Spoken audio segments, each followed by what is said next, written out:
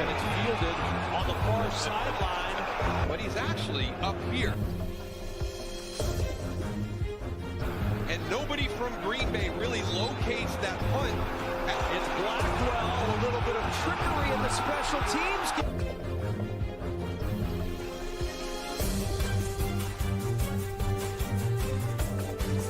DJ Moore can't do backed up inside his 10. His sick Name and Blackwell is going to take it all the way for a Chicago touchdown.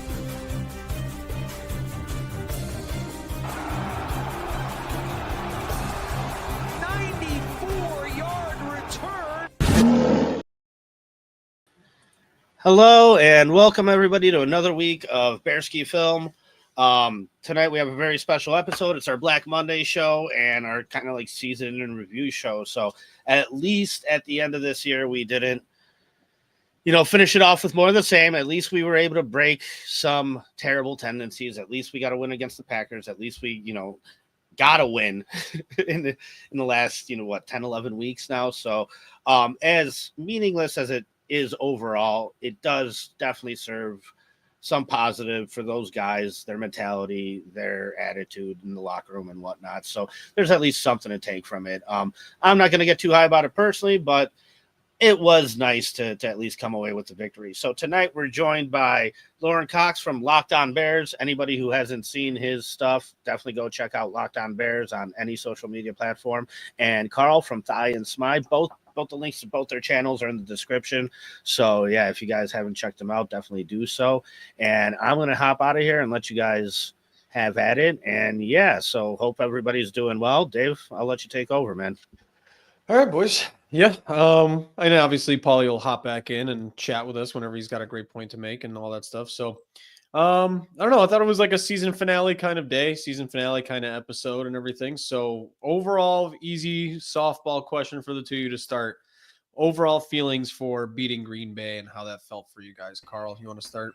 Sure. I'm going to just straight up disagree with Mr. Paulie. I mean, that was kind of something either yourself, I think you agree with Paul, but Paul definitely talked me off the ledge in the sense that I had been swayed into thinking that they needed to bench Caleb Williams, just strictly for the fact that I didn't think it would mean much. I didn't want him to get hurt, all that good stuff, and I just had no faith going into the game. Well, lo and behold, that's the game the Bears win. First time they've won in Lambeau in God knows how long. And if you saw that interview / the little video with Caleb Williams afterwards, that game meant a lot, not just to him, but the team. And I'm very happy that not only he played, but that he won and the team won. So I'm truly curious if that video offended George. I know it did. And there was also another one they released later on that night where he's walking in the hallway. Caleb Williams could have been fined. But I said it jokingly, but it seems like you're actually serious. You're right, kind of convincing me that George might have actually been offended at a few fuck words. He probably got offended, and then everyone else is telling him that's too bad. Hopefully. Yeah, I would hope so. Lauren, how about you? How'd you feel about the win yesterday? Yeah, I think George was okay because they censored it in the video. As long as he didn't actually have to hear the words hit his ear, he can let it slide. As long as it's not actually said Doesn't have to cringe, yeah. No, but I'm with you guys on the win. Absolutely mattered, probably more so than any other game across the losing streak, or at least the last handful of games across the losing streak, because it represented that ability to actually finish one of those comebacks with a win. After the fourth time between the Hail Mary game against Washington and then the first Packers game, the first Lions game, the first Vikings game, Caleb brought them back in each of those games, and the team still couldn't find a way to win those games. So to finally push through that and have that validation and be that the lasting memory of this season going into the offseason saying, we got over the hump. I think that carries so much more weight than, had they beaten the Seahawks 9-6 instead of losing 6-3, that wouldn't have mattered that much. But this win against this team at that stadium always matters a lot more. Yeah, Lauren, it's not a fake rivalry like the Vikings and the Lions, right? This is a real rivalry, and we needed that win. So I totally agree with you there. Yeah, I mean, you saw the way the players were reacting on the field afterwards, stuff going up to the fan base, the Packers fans, and kind of taunting them in the crowd. There's some real bad blood there, and it also kind of shows that hey, these guys still cared and didn't quit in Week 18 the way that other players and other teams did, and certainly other Bears teams in the past kind of quit by the end of the season when your head coach is fired and there's not really anything else to play for. These guys still cared. And he had that little finish card, everything. So that game meant something for sure. definitely. I try not to. I'm trying to be a little bit more measured and see both sides today after that kind of game, because initially my overall thoughts from that game was I was actually kind of upset. Um, I didn't really comprehend the record standings of everybody and thought we lost like 5 or 6 draft spots. In reality, we only lost like 1 or 2. Not a big deal. Yeah, 1 spot, so not a huge deal. Winning's fine. Winning's great. A few things just to like kind of be the Debbie Downer, I guess, because me and Paulie like to be the Debbie Downer. Let's be realistic. It was a glorified preseason game in some ways. I think the Packers did want to win, and like the broadcast kept saying, that Matt LaFleur was just really into going into the playoffs like cleaned up, right? And that was like their cleanup game. So that is something that's has to be said in the positive light for the Bears. The other part is like we did beat Malik Willis, not Jordan Love, realistically. The other part of it that I do like, there are some positives. I would love it if there is some lingering effects on Jordan Love. I truly do hate the Packers, and I do want them to waste their season and their entire awesome year because Jordan Love can't play in the first playoff game against the Eagles. That'd be great. I don't know, man. The negatives, I guess, that I would say is really because it was Virginia's birthday. I think this game, and I'm not saying this like jokingly, I think it meant so much to them, and I think it almost tricked the McCaskies into potentially thinking like, see, we're not that bad. We're not on the worst part of the road. We're not on a total free fall downhill thing. I think in their mind, they took more positive out of that than we even would.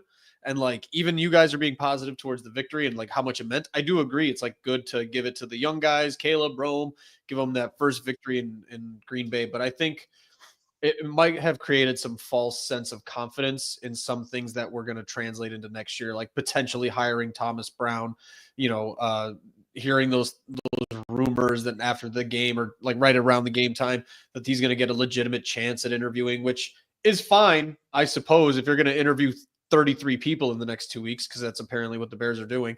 You may as well just throw Thomas Brown in there. But I think, I don't know, I'm trying to be a little bit more measured in these things, especially when I thought that the moment we hired Thomas Brown or promoted Thomas Brown, I was like, Thomas Brown's great. We're on the upturn. He's going to be doing a big up. I could tell in retrospect I overreacted to that. So since we won't see any more Bears football, I'm trying to not overreact too positively because I just don't think it's going to matter as much in the long run. Hopefully, after the dust settles and they kind of take a step back emotionally after that emotional high, they realize that they did something this year that they had never done before and fire a head coach in the middle of a season. So whether they won or lost yesterday, I don't think that would have had any impact on how bad they view this season had went. Yeah, after like 10-game losing streak, like I can't imagine that one game is like, oh, actually, never mind. Everything's fine. But like, oh, actually, maybe things aren't so bad. Like they got pretty routinely embarrassed back to back in a lot of national stages there. Like I think it's a nice little whipped cream on top at the end, but it doesn't erase the disaster that was everything before it. I agree, and I think we logically see it that way. I wouldn't be shocked if like they had a party last night over this, right? You know what I mean? Like if they popped a bottle of, church wine and, Yeah, that alcohol content cannot be too high. It's got to be nice, exactly. nice and clean for the McCaskey family. That's what I'm saying. But I just like, it wouldn't shock me. And frankly, if I had to guess one way or the other, I definitely think that George popped a nice Sprite last night. Like I definitely think he did that. We can kind of transition overall thoughts wise. Virginia. Who's that Bearsky film guy? You might have to ban him in the chat. Yeah, he's being trollish a little bit today. And I guess just because it's not really on the docket in terms of conversation, what Lauren mentioned kind of stands out to me is that if this year didn't really kind of just convince the McCaskies that they need to start doing things differently, what can, right? Like, because I think there are moments where the McCaskies, like you said, maybe finally fired a coach mid-season, right? And based on reports, it was almost, I mean, I can't fathom what you would do I almost picture like Jalen Johnson just not coming to practice Tuesday or Wednesday after a debacle like that locker room scenario, right? If I read a report from Wiederer or any one of these like locker room guys, and they said, you know what, Jalen Johnson and some of the defensive players refused to come to practice on Tuesday after the outburst where Jalen Johnson basically had to be like removed from the room after yelling at Matt Eberflus so hard. That I don't want to give too much credit to the McCaskies and the Bears for doing something that is unavoidable in my mind. So that's where I kind of this season to me as a fan has just been watching things get so bad that I hope it's like a shake. It's like shaking them awake. And I don't know if anything did. And I think for the McCaskies, I think a lot of it is just whatever is the most recent taste in the mouth. And that's why beating the Packers the first time in 12 in their minds might leave a little bit more flavor in the positive light than what should have been just 11 straight wins, a catastrophic collapse of a season. We have to reevaluate how we do everything. And then again, I don't know, no inside info, but like I could see them being like, you know what? We did beat the Packers this year, so that was pretty good. But what if that reinforces how they feel about Caleb Williams and they're essentially willing to double down and say, okay, we've got to get the right guy for Caleb. Have that mindset. I think that could be more of the case than anything.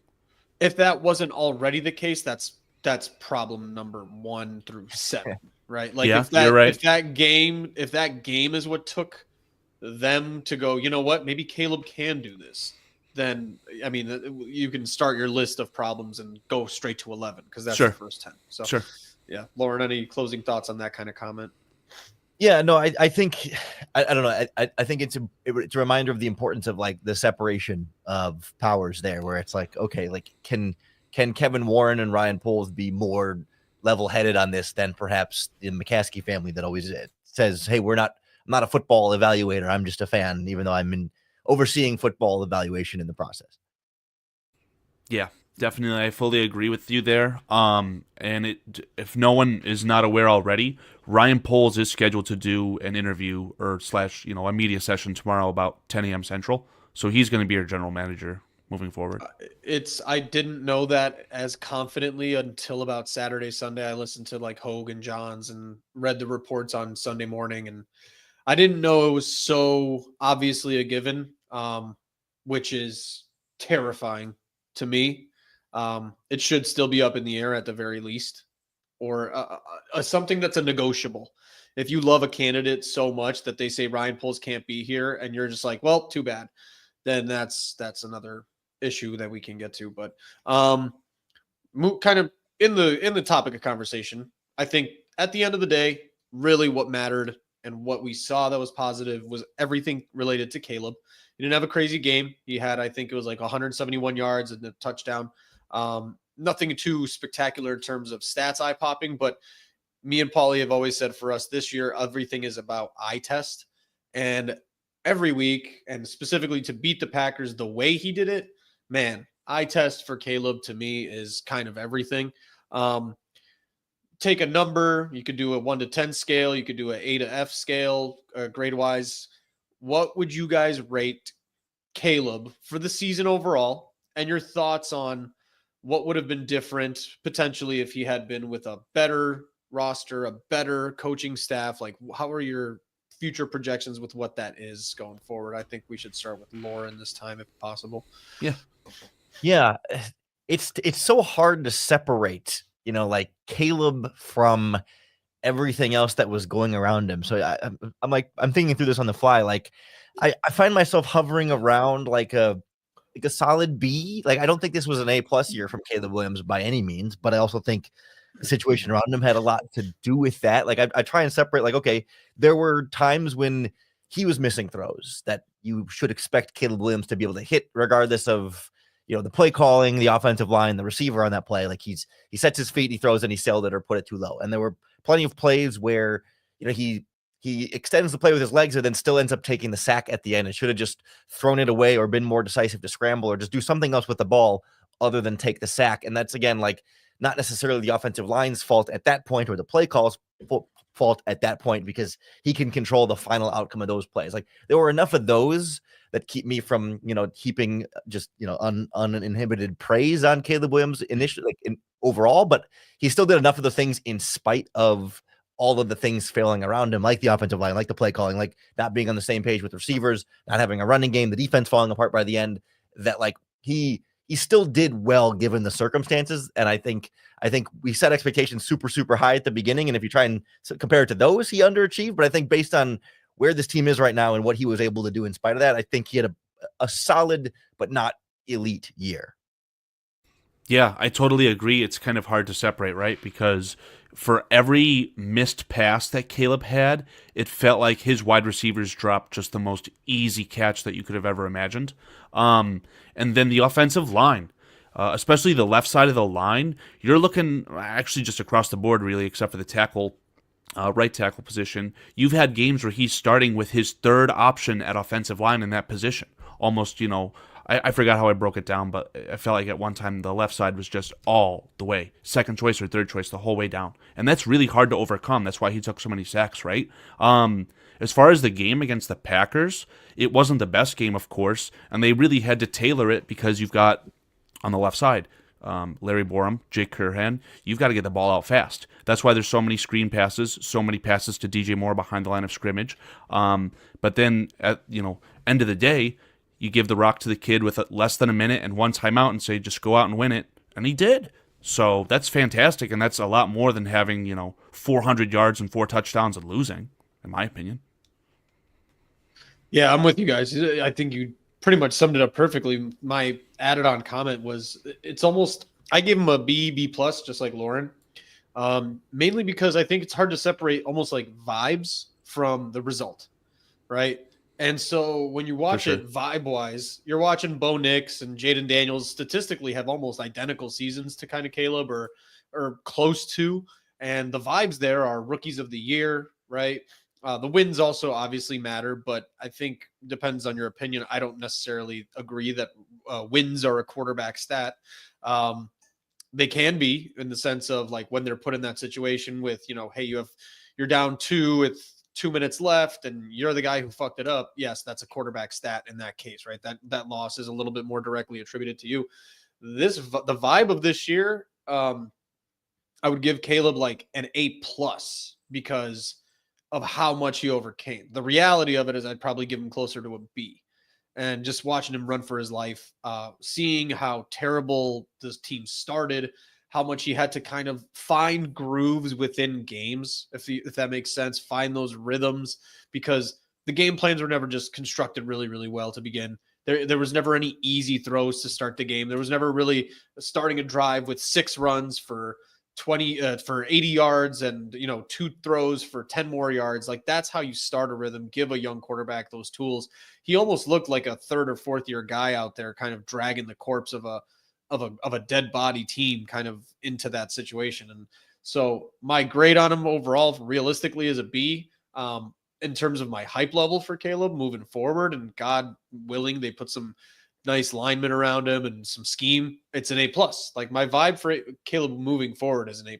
I don't know how you guys feel about that. Yeah, let me just cap off my comments. I feel like I don't really want to give a letter grade, but Caleb's performance, and I was already biased going into it because of my optimism, but I do feel like the performance we saw from Caleb solidified that he can still be the most talented and just, quite frankly, the best quarterback that the Bears have ever had.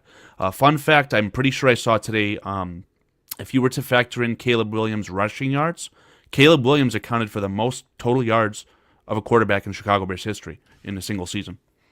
He didn't surpass the passing yardage by Eric Kramer, but in total, he's the leader in the clubhouse, literally. And again, reiterating how little he had to work with across the board this year. I mean, I think I still feel like his weapons as far as pass catchers was very borderline elite, but they misused those players. I would have loved to see Rome get elevated higher up the depth chart, the way that they utilized DJ Moore, behind the line of scrimmage, and instead of having him run these dig routes. And DJ Moore is just fantastic, right? He obviously had that screen pass that went for a touchdown. He's just a great player. I think there was just some misusage, and it could be better, but that offensive line just let him out to dry, man. Yeah, definitely some scheme challenges there where it's like you just don't give your quarterback enough options at the line of scrimmage where it's like, yeah, you've got all these fun tools to play with, but no idea how to use them properly. And it felt like it took 17 weeks of the season before guys were like really consistently on the same page to where at the end of the Packers game, Caleb Williams can tell DJ Moore, hey, if it's press coverage, go deep. If they're off, bend it to the inside and we'll hit that over the middle of the field, get up and spike it. Like it took way too long for those types of things to play out between quarterback and receiver over the course of the year. And like you can blame the individual players some on that, but some of that just feels like coaching, being able to like make sure that everyone is on the same page and is communicating properly. And that just never really happened from the get-go. And even Ryan Poles said like, yeah, there were some things that, looking back to like training camp, that maybe we didn't handle super well. And it's like, yeah, that's set a poor foundation for what was a disastrous season. I think in hindsight, actually, and this could be kind of just not me understanding the functionality of football as well as the NFL level is. But I think obviously the things in hindsight that went really poorly, the Shane Waldron of it all, right? The Thomas Brown probably should have just stayed offensive coordinator, maybe elevated somebody else as head coach and just let that kind of ride out. Like take your strength and let it ride out till the end of the season. Stop trying to mess with too much and moving parts and all that stuff. I think that's all hindsight. Hindsight wise, and Carl, you said like their talent at receiver is elite. And while I agree with you, because you know my feelings about Rome, here's a positive for you about Rome that you'll appreciate. I think Rome Odunze is going to be the best, without a doubt, receiver on the Bears next year. Like talent-wise, statistics-wise, usage-wise. Without a doubt is debatable. I've been dogging on DJ Moore because it felt like he was playing hurt for some of the season, and it felt like his effort level was low. You know, you had that crazy low-light play of him coming off the field early in the middle of a play against the Cardinals. Case in point, if Ben Johnson is to become the head coach, and we're not going to talk about that just yet, but if he wants to implement a scheme that kind of revolves around how he utilized Amon-Ra, I genuinely think that DJ Moore is an upgrade to Amon-Ra if they use them in the exact same way. So I think that DJ Moore is very capable. And I don't mean that as a slight towards DJ. I just do appreciate what Rome can do and is capable of. And I think as like a number one receiver and like making him and almost forcing him into that role, I think he'll step up and be better at his role in that type of situation rather than, and here's what I say, it's hindsight.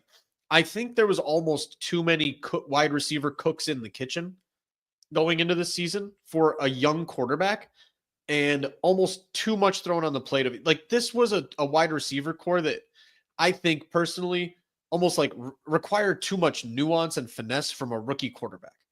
It's the usage is can be blamed on the coach, but just asking Caleb to kind of feel out the way that Keenan likes to play, to feel out the way that his rookie partner wants to play, to feel out the way that DJ likes the ball. And it's your feet, it's too many mouths to feed. It's too much complicated stuff. It almost would have, I feel like almost would have just better and benefited him with like a wide receiver by committee. Hey, your job is to run this route at this time. Maybe have like one or two of those good receivers like everybody needs in the NFL. But I feel like it almost was like too many cooks in the kitchen and too much pressure on Caleb to do it. I feel like you see early success with DeAndre Carter. I think, you could see early success probably with just somebody like Tyler Scott. And I don't think the drop-off would have been as significant. And I think the three number ones was almost like a detriment in hindsight. Yeah, I don't want to keep talking, Lauren. I feel like I'm taking away from yourself. But all I wanted to say was regarding the wide receiver room. I had debated initially before the season started, who's going to have the best wide receiver trio. I think a lot of people would say the Dolphins maybe would have been the best duo between Tyreek Hill and Waddle before their fall-offs. But trio-wise, I always thought it was Texans versus Bears, just based on speculation, right? I think that both of those teams proved that having three really good receivers could be a detriment, like Dave is saying. I think that the best way to go about it is kind of how the Bengals have gone about it. You have your, iconic Jamar Chase. You've got a really good number 2, T. Higgins, who could be a wide receiver 1 anywhere else. But then you've almost got like a wide receiver 3 by committee with guys like Yossi Voss, and they drafted someone as well. But that's the route I want the Bears to go moving forward. Let Keenan Allen walk. He's a good player. It's going to suck. but his salary is just too much for what the production you're getting. And if it's taking away from Rome, let Rome be that wide receiver 2, if not wide receiver 1, and bring in some sort of veteran, not the best top flight wide receiver 3 like I forgot the kid's first name, but Palmer on the Chargers. That's a free Palmer. Yeah, that's a free agent I would love for them to pick up. I think that would be a better trio. All at the end of the day.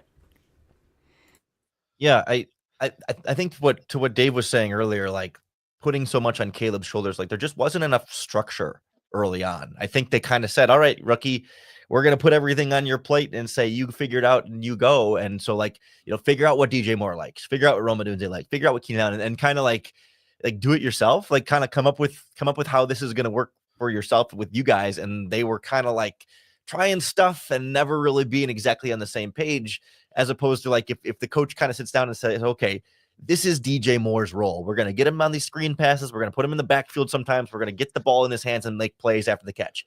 And then Roma Dunze is going to be the deep shot guy. We're going to have him run vertical routes, nothing underneath with him, and you can always look for Rome when he's on the deep stuff. And then Keenan Allen is only, underneath middle of the field, check down security blanket stuff. And so these are their 3 roles. I think that would have gone a long way towards getting the quarterback and receiver on the same page and get them closer to that race for 1,000 yards that they kept talking about at the beginning of the year. But instead, it was like 7 weeks of how do we get this to go? And then they fire Shane Waldron, and Thomas Brown starts to try and put some more structure in there. But you're already halfway into a season, and he's trying to run Shane Waldron's offense and not his offense at that point. So just it never really had a chance to put those guys together like all as one cohesive unit. Yeah, Lauren, I'm going to put you on the spot real quick because you mentioned Rome being an explosive player, and that's what I wanted to see out of the game entirely yesterday. I just wanted them to push the ball down the field, take some deep shots, and see what could happen instead of, the quick, side-to-side behind the line of scrimmage game. But I believe going into one of these past weeks before I went on vacation like 4 weeks ago, the Bears had not had an explosive play of 50 yards or more. Do you know if that changed by the end of the season? I can't think of any others off the top of my head. It didn't. It definitely did not happen yesterday, right? No. Yeah. And so much of that feels like more of an offensive line issue than a receiver. Absolutely. Like you can't load up to fire deep when you need 3.5 seconds for that play to develop, and your offensive line is giving you 2. And so I mean, it's all got to be after the catch, right? It's the wide receiver screen more that he makes a 30-yard play that doesn't really travel that much in the air, and that's where playing offensive football is hard. And the other thing in there is, like, some play action shots would have been nice to see. The Bears never exactly. But flip side the coin of that real quick, okay? Yep. What happened against the Lions at home with that deep shot to Jamo Williams? Imagine if the Bears had that. Just hit on one of those. Then your run game gets better. So this offense this year was just bad. Yeah, abysmal. I think you could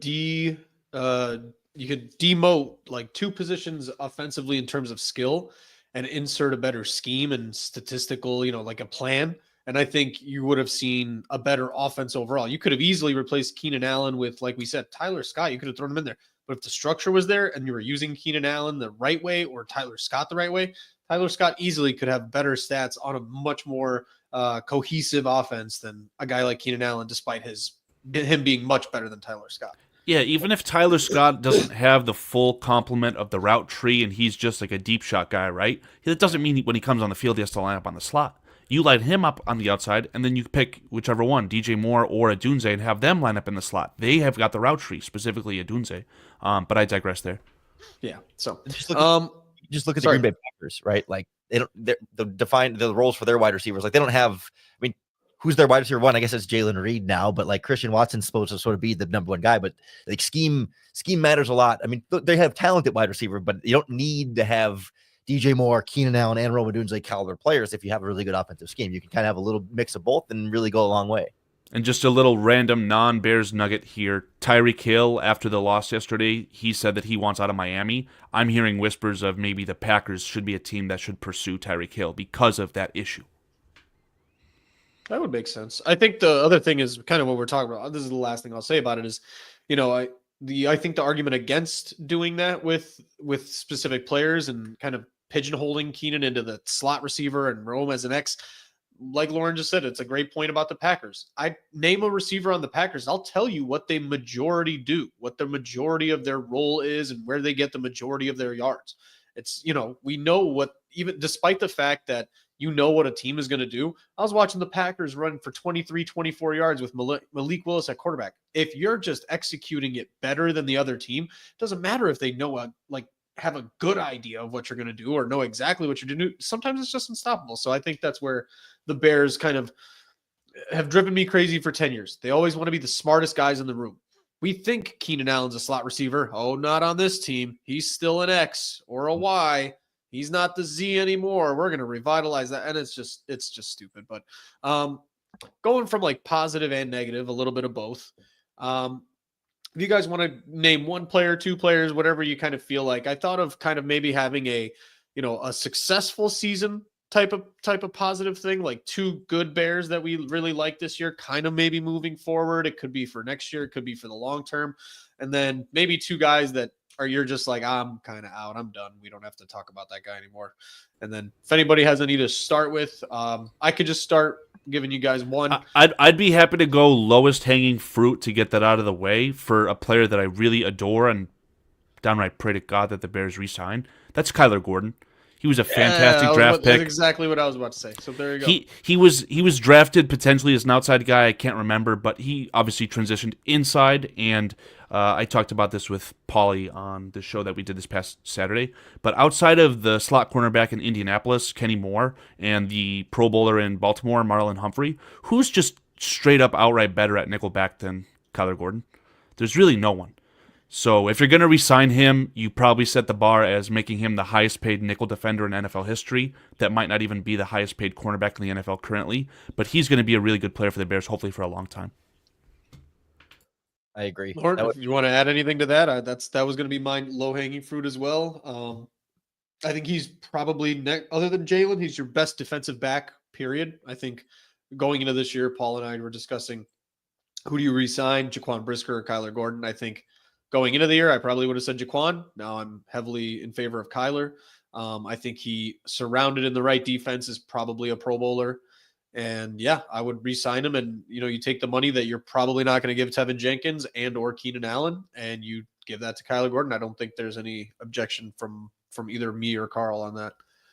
Yeah, I think the one thing with Kyler Gordon that I'm interested in this offseason is, like, depending on who the new defensive coordinator is and what that scheme looks like, I think they've got some flexibility there to you don't have to say he's a slot, he's only a slot corner for us. Like, I think you could, if next coach comes in and says, I don't want to deal with any of this Tyreek Stevenson stuff, you could move Kyler Gordon to the outside and go get a new slot corner and be happy with him. Or, you could go out and get some more competition at the outside and leave Kyler Gordon in the slot. Like, I think he gives you the flexibility to be really good at both. And I'm not worried about moving him outside and having him get worse again. I just want to make sure that he has one defined spot, but I don't care if they want to make that move during the offseason and put him on the outside, but don't try and ask him to do both. Pick one, but it could be either one. Yeah, I mean, Kyler Gordon right now is seeing a lot of the football field because instead of the Chicago Bears of old running that 4-3 scheme with Hunter Hillenmeyer on the field for 75% of the snaps, that's now Kyler Gordon, right? So his value is being closer to the football. He's not just good in coverage. He's a good blitzer. He's a good tackler. So that's why you probably want to keep him inside, in my opinion. I just want to know what Lauren's evaluation of Tyreek Stevenson is, because I had proposed the question of him potentially moving to safety, because the best attribute of Tyreek Stevenson is his ability to tackle. But does he have the range / the discipline to play zone coverage as a safety? What would you say to that? Yeah, I feel like the eyes aren't quite there yet for Tyreek Stevenson. Like, I think that's a tough ask. I think, like, physically he can handle the position. And like you said, he's an aggressive player, and you like that ability to go up and get the ball and be a playmaker there. And but I think too often you see him, I don't say get fooled, but he's very much the boom or bust type of corner right now, where he'll either make the big play on the pass breakup or he'll get burned for a big play downfield and be out of position at the catch point there. And it's like, I just don't think it's quite, he's not quite there yet from like an understanding of the game, football IQ, X's and O's standpoint, where like, I still like just being able to throw him on a guy and press coverage on the outside. And he can hang a lot better that way than eyes on the QB and trying to be more of a cerebral back end, read the field kind of guy. Yeah, and I guess my comments go hand in hand with Dave's question of who is kind of a disappointment this year. Definitely not because of his play, but because he can't stay on the field. Jaquan Brisker is a disappointment in the sense that I don't know if the Bears can move forward with him. I don't know if they can just pencil him in as the starter anymore. So that's why I asked about Tyreek Stevenson is maybe he can be the backup plan instead of just, cutting bait, moving on from him, and just him not having a role altogether. Yeah, I agree about Brisker and not being super clear on what his short and long term future is going to be with this team. I just feel like like Brisker, at least when he's healthy, he's got the instincts to, not be fooled with a lot of moving parts over the middle of the field and turn and run with this guy and then turn around with that guy. Like he can kind of see through a lot of the the distraction, a lot of what the offense is trying to do to fool the safety. That I don't yet trust Stevenson in that role. I mean, give him a shot and see if he can do it, sure, but I don't want that to be plan A, Lauren, do you have any players that stand out that kind of maybe you want to go into a positive and just kind of discuss that through about who you like this year? Yeah, there's not a lot to hang your hat on across this roster. Gervon Dexter definitely got better. He didn't have the 8 or 10 sacks that some people were trying to throw out before the season, but I don't think that was ever super realistic there. I liked the improvement we saw of him. I thought Darrell Taylor had some flashes on the defensive line there. Like there was a lot of guys where it's like little things to like there, but not like, oh my God, this guy had a dominant season from start to finish, like Kyler Gordon. Like it was Kyler Gordon and Jalen Johnson were the two guys that played super consistently well across the whole year on defense. And like on offense, there's not a lot of guys that you point to where like every single week they were absolutely great where they needed to be, besides, some of the receivers that we talked about there. I mean, Darnell Wright got better, but it wasn't elite either. Like, I don't know, there was some steady progress from a few players, but not like, oh yeah, I'm hanging my hat on this guy had a great year. I'm going to give you guys one that is kind of almost a forgotten player because he's been out so long, but I think it is almost indicative of how much he made the defense run, and that's Andrew Billings, obviously. Yeah. And when that guy went down, I can't name 5 nose tackles that are better in the NFL, and he just never gets that kind of recognition or that level of credit. And I think what he did for that defense, I'm very happy that he signed long-term. I will put it that way, because once he left, you could just tell there was nobody there that was like a dog left. And I think he gave a little bit of that scrap to the defense. And obviously he just plugged the inside, because that defense, the run defense went dramatically downhill as soon as he got hurt. Yeah, you saw the flash in the pan. I'm trying to scramble to figure this out, but Gervon Dexter, flash in the pan, had a bunch of sacks to start the year. He started to taper off, in my opinion, before Billings got injured, but once Billings did get injured, Gervon Dexter, essentially, I don't think he had a sack afterwards. Like, it has not been a good season for him in the long haul, especially without one Billings. more, but that was about it. Yeah, you're not wrong. I think he was going into that about with 5 or 6. I think he ended the season with 6, and then he had 5 with Andrew Billings in the lineup, and then 1 since. That sounds right. He finished the year with exactly 5. He had 4 in the first 5 weeks, and then had 1 against the Lions on Thanksgiving, and that was it for this whole second half of the season. Nailed it. After the bye week, after the Cardinals or the Panthers game before the bye week, he didn't have a sack again until Thanksgiving, and that was his only other sack. Yeah, if we want to round it out with Dave's question on players that we're disappointed in, I'm very disappointed in Tevin Jenkins. Whether he was healthy or not, I don't even feel like his play was worth justifying re-signing him. But he also can't stay on the field, just like a Brisker. So that's another guy who I'm just totally disappointed with in a position where we really needed him the most. And for me, to round out the disappointments, and this is more of, I just need to, the Bears have this thing, and I say this with Paulie, about you never know where the stink is coming from. Is it coaching? Is it, the manager? I have no idea, because I think he's uber talented. I just don't understand what is the deal with Cole Kmet.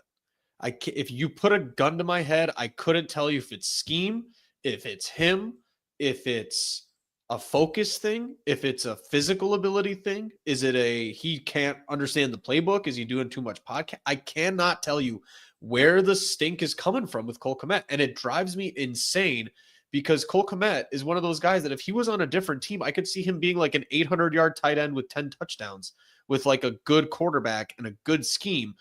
But I could also see him going to the Chiefs and just doing nothing and being second or third string. And I don't get it. And I need to figure it out as soon as possible, because I really like him as a player. And I think he would be an incredibly good tool with Caleb moving forward, if we can figure out how to get them in sync. I truly feel like with Cole Kmet, it was a scheme issue. I mean, I don't know if I've seen games where Gerald Everett had more snap percentages than him, but Gerald Everett, I feel like, has had multiple games where he had more targets than Cole Kmet, and that's just asinine.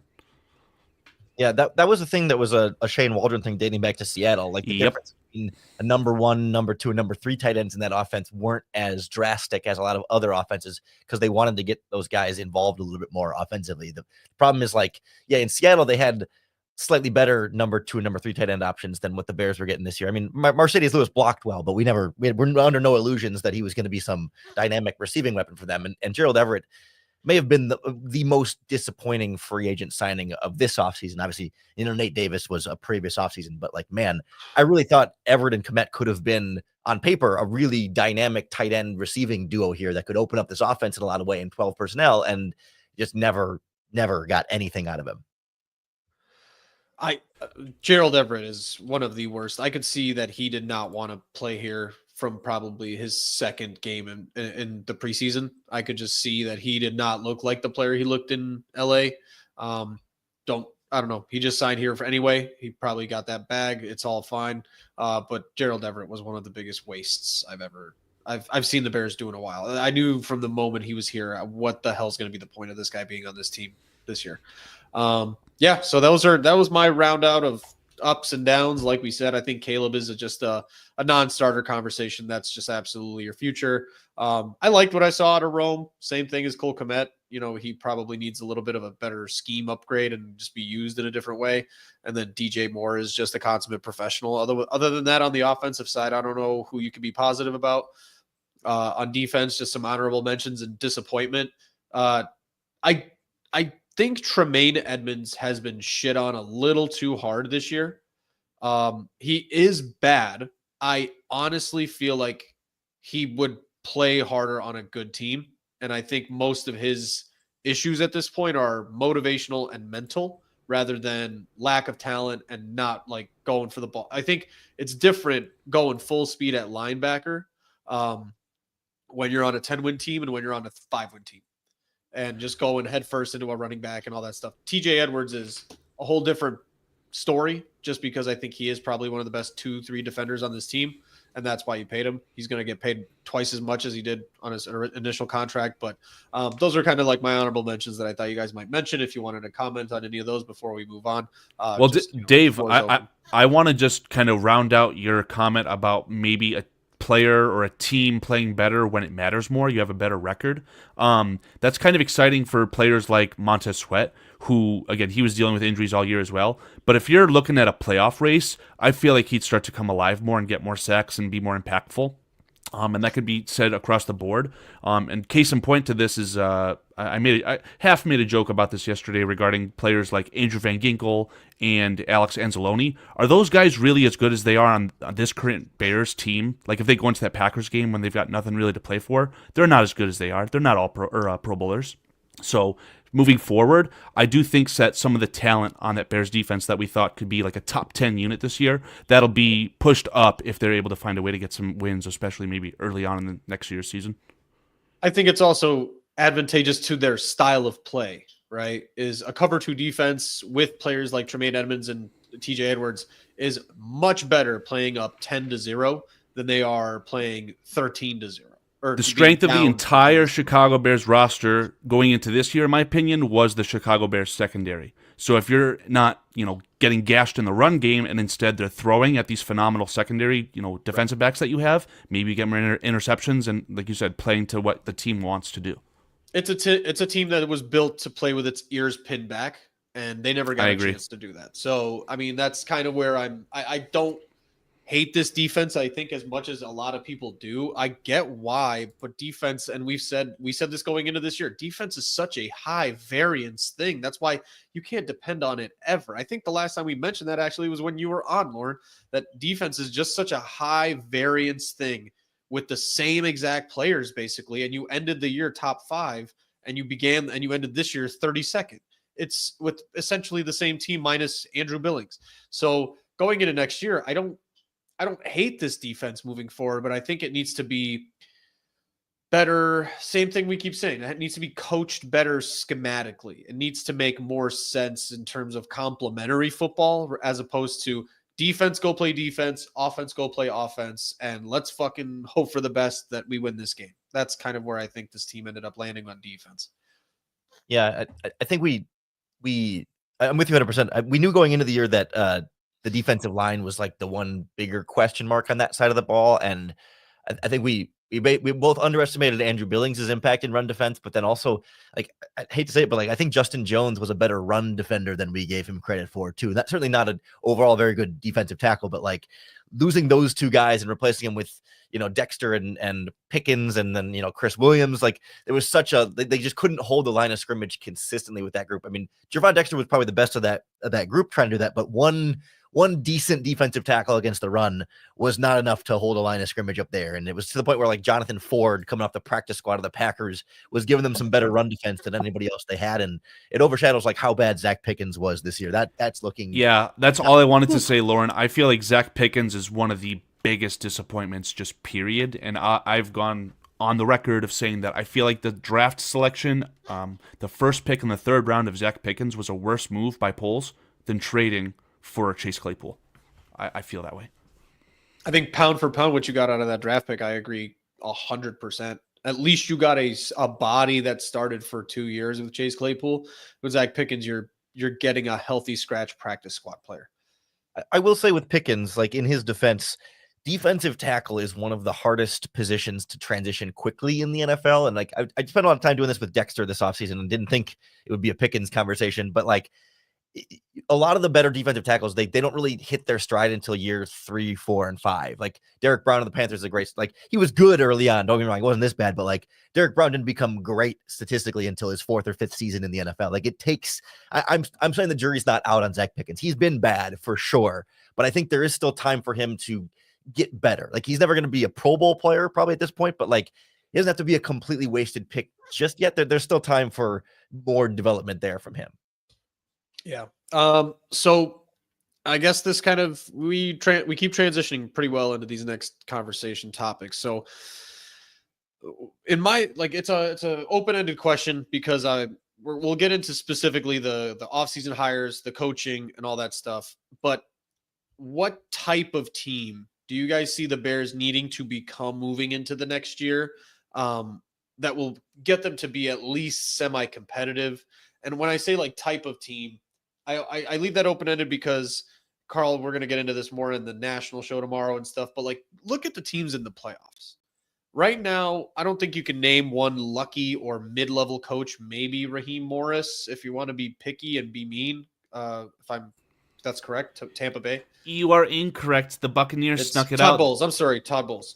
Oh, there you go. Todd Bowles. Yep. Todd Bowles, you know, like he's damn good. I mean, I don't know if you could even put him into that category, but he's probably the lowest on that totem pole. Maybe somebody like Nick Sirianni, guys who kind of like had their team get dragged into the playoffs, despite maybe that they're mid-level coaching. I don't even want to say anybody's bad in the playoffs, but like you have different styles. You have these teams that are Josh Allen heavy, who I think Josh Allen and what the Bills are doing is like almost a carbon copy of what the Bears thought they could pull off this year, which was kind of just Caleb take us into a 10-point lead early, and then the defense gets to play the way that they wanted to play, which I think is almost what the Bears try to do.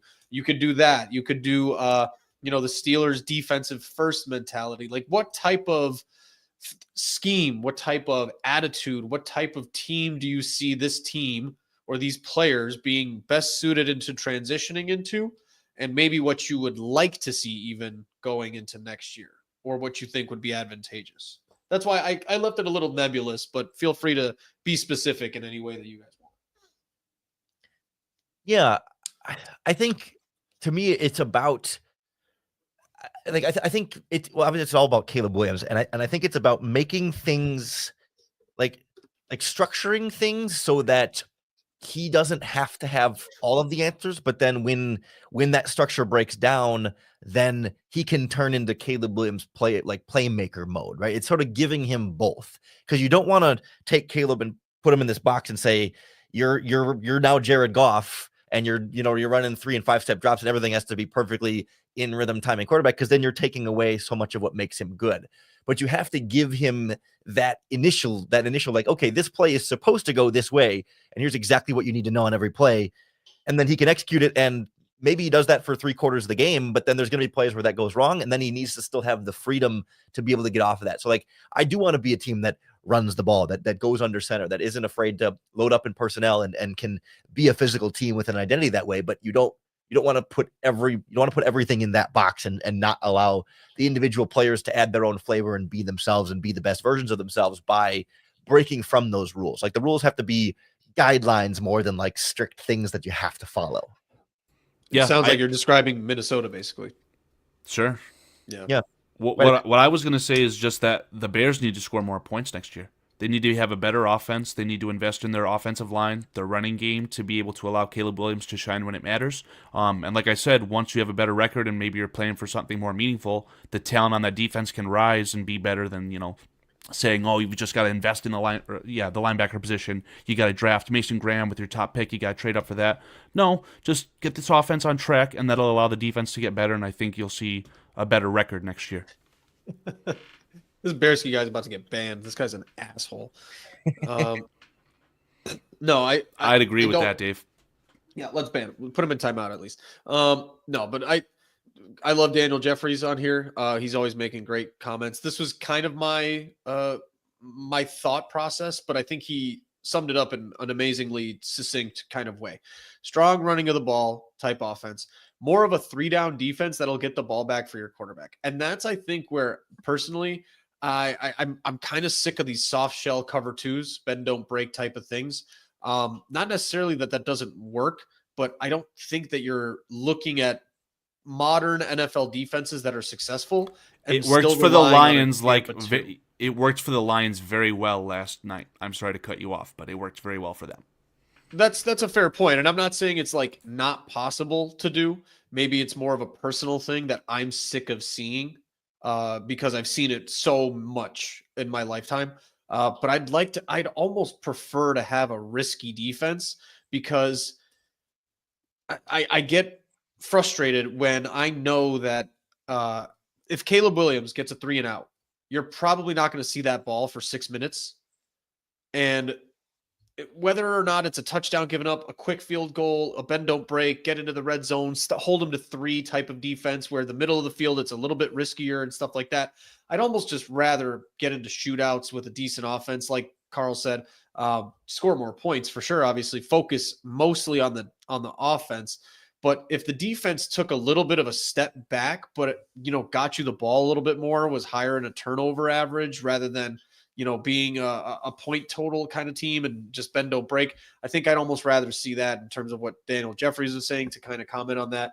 And then, obviously, get those, just take a little bit more risks. I think in the winter, you're going to have to play a different style of football, which is fine. But through the regular season, I'd like to see a little bit more risk reward type of team. And, with a consistent running game. I'm talking out of both sides of my mouth just because I think we're all kind of looking for the same things, but I'm just maybe more venting about what I've seen so far and what I don't want to see anymore. It would just be nice to see like more variety and aggression, like not that it has to be Brian Flores, but like just it's been so much 4-man rush and maybe a stunt occasionally. And it seemed like Eberflus, before he got fired, was getting a little bit better about, bringing linebackers up to the line of scrimmage and showing some different fronts, even if they weren't blitzing a ton still. But like, it just felt like the Bears didn't have like matchup specific change, like adjustments they could make, at least going into a game. They'd adjust at halftime, but like, you didn't go into a game saying, oh, there's a rookie quarterback on the other side and their left tackle's weak, so let's blitz the crap out of that part. Like, you just never really saw that kind of adjustment. It was, we're going to play defense our way, and it works because you got talent most of the time, but sometimes it doesn't when you go up against, the Kevin O'Connells and the Ben Johnsons and the Matt LaFleurs of the world that were getting the Bears number fairly consistently for a while there. Correct me if I'm wrong. I thought that for the first time, maybe ever, from the Bears, I saw Jalen Johnson essentially shadow Justin Jefferson. Not necessarily in man coverage, but he was actually flipping sides, which traditionally the Bears don't do. So there was a tiny bit of adjustment there. All that to say, once Eberflus left, this defense just went to you-know-what, and there was nothing good about what Eric Washington was able to provide. So I think even like talking about a few points we made earlier, I mean, I'm not comparing these two players by any means. Do not get me wrong, but I would love to see Kyler Gordon in a Kyle Hamilton type of role, much more than just having him be like a traditional nickel corner. Let him blitz, let him drop back, put him at your third linebacker kind of position. Just let him roam, like send him like a heat-seeking missile on certain plays that just targets, then see what happens and let guys kind of cover those holes, rotating styles of defenses as opposed to just being like, all right, man, you're in the slot. This is going to be a nickel blitz. That's as frisky as you get this game. I do feel like we saw a lot of that from Kyler Gordon this year, maybe just not as pronounced as a Kyle Hamilton. But what's ironic about your comments is that I think Kyle Hamilton, out of necessity, has been switched back to safety. So kind of a little play on words there. But no, yeah, I get what you're saying. But yeah, Lauren, I think, again, is almost making my point better for me than I am, which is just having a little bit of variety. And I think it's a bigger picture conversation, but I think when you have the way that the NFL has kind of evened itself out in terms of quarterback play, I think quarterbacks, as we've seen this year, and I think more than ever, unless you're talking about a Joe Burrow or you're talking about a Josh Allen, where they can just kind of overcome because they're so good, you're relying on these quarterbacks to be coached up really, really well. And I'm not going to say easy to, but it's easier to coach up a quarterback to have a decent performance against your vanilla style defense that you've been running out there, as long as the skill and the talent plays well that game. If you're right and left tackles, you're locking up Montez Sweat and Darrell Taylor all day. There's not much that you can add schematically that is going to shake that up. Like kind of like what Lauren said, hey, here's a rookie quarterback and a mediocre right tackle. Let's blitz the shit out of that side all game until they can figure it out and kind of make a chess move rather than a checkers move. And I think the Bears, I'm just kind of seeing their checkers be called out every week, and I'm kind of sick of that as well. So I'd agree. Yeah. So I think we're finally at the pièce de résistance of this kind of this postseason kind of beginning. I think we're guys like 2-3 weeks away before we actually have maybe an emergency breakdown show of Mike McCarthy being hired by the Bears, right? So please God, no. Official. Let's start with discussing the situation, maybe, or you could just start with your hopes versus what your realistic expectation is of how this coaching search is going to go. I know Carl's pretty well at this point. He knows mine really well. Lauren, I'd like to hear just your overall thoughts about the process. Maybe your hopes and dreams situation, maybe who you think is going to end up taking the job, how this is going to go. But I think having you started off is going to lead to a better conversation with me and Carl. Sure. Yeah. I think overall, like, it doesn't feel to me like a super, super strong head coaching class, right? Like, I feel like Ben Johnson's definitely the top of the list for me, but like he too, I have questions about. Like, there's, it feels like there have been, every cycle has strengths and weaknesses, and there's never like a perfect head coaching candidate. But like this group has felt to me for a while now, like, you're hopeful that one of these guys turns out to be a great head coach, but it's not clear and obvious that Ben Johnson is that leader, or that, that Brian Flores is going to have figured out, or that Mike Vrabel is going to be better this time around. Like, they all have pretty clear, defined question marks, not necessarily flaws, but question marks that we on the outside won't be able to answer. And that honestly, like, I don't know that an interview process is going to fully reveal whether or not Ben Johnson is going to be a perfect leader as a head coach or not. Like, you're just not going to know until these guys get to the job and have experience doing it, or get a second chance to do it and show what they've done differently. Like, it's one of those things where everyone's got a question mark here. So go with the guy whose strengths you like the most, and then hope that the question marks don't prove to be big problems for them. And that's why Ben Johnson's kind of the hope for me there. And I think Aaron Glenn's a solid candidate there too. Whereas like guys like Liam Cohen and Joe Brady, I think are up there, but like only seen them really be elite offensive coordinators in the NFL for like 1 year. And that scares the crap out of me. And Cliff Kingsbury scares me. Mike McCarthy scares me. And you go down the list, everyone's got stuff on there that it just not crazy about. It's not like this super obvious, like, I really, really need this candidate because, he's just the surefire thing ready to go. Like, I Ben Johnson, and then there's some real questions. There's no Jim Harbaugh in this scenario, is there, Lauren? Correct. A lot of, like, here you go. You got the list here. Like, yeah, Anthony Weaver, okay. Like, Petzing, no thanks. Kafka, no thanks. Arthur Smith, no thanks. Like, Monken's been good for a year. There's not like this like guy who's been, other than Ben Johnson, guy who's been like consistently good for a while, who's finally ready for the head coaching job. And when with Ben, it's like I still need to see him. I still don't know for sure. He doesn't strike me as like culture leader guy. Like I have questions about that. Yeah, and this list of names that are composed on the screen here, this is not necessarily who the Bears are fully, bought into to be their next head coach. A lot of these guys, like hopefully a Drew Petzing, a Mike Kafka, these are information obtainers. You're going to interview them on Zoom for an hour, and that's it. Hey, what do you know about this guy? Hey, what do you feel like we did wrong? Something like that, I don't know what questions are going on. I'm no insider, but that's what we're looking at right now. This is the concrete names. Carl, if I can interrupt real quick, just out Please. of curiosity on your graphic, are Brian Flores and Mike Vrabel not confirmed to be interview candidates officially yet, despite all of the talk? Brian Flores I see is on Yes. there, Yeah, but I do not see Mike Vrabel. Vrabel has not been confirmed to be a request that the Bears have made, and there's a really real possibility of why that is. He did interview with the Jets. I think that they completed an interview with him. And was that Vrabel essentially blowing smoke to the Patriots, which then directly led to the Patriots firing Gerard Mayo? Maybe. But maybe now Vrabel's camp is saying, yep, I'm going to be the next head coach of the Patriots unless Robert Kraft really messes this up, so I'm not taking interviews at this time. That could be a real possibility. So what I know about Mike Vrabel's situation is the Browns have released him as of 2 weeks ago from his consulting role, or maybe a week ago now. It's somewhere near 2 weeks. To allow him to get a head start and a jump start on what he wants to do moving forward in his interview process, which, reading between lines, I think what that means is Vrabel himself has like a short list. He is not going to go into Black Friday and just start taking requests and start interviewing. I think the same way Ben Johnson in his mind has a short list, he's not going to take all interviews. I think that's kind of what leads me to believe Vrabel is just, I think he wants to coach the Patriots. I think he wants that situation. Like you said, I think the Jets thing was almost like a false flag to piss off Robert Kraft. And just, here's a blank check, Mike. All right, let's get this. Let's stop doing this dance and kind of go in there. There's a point I wanted to make, but it's escaping me. Lauren, please go ahead. I'm sorry.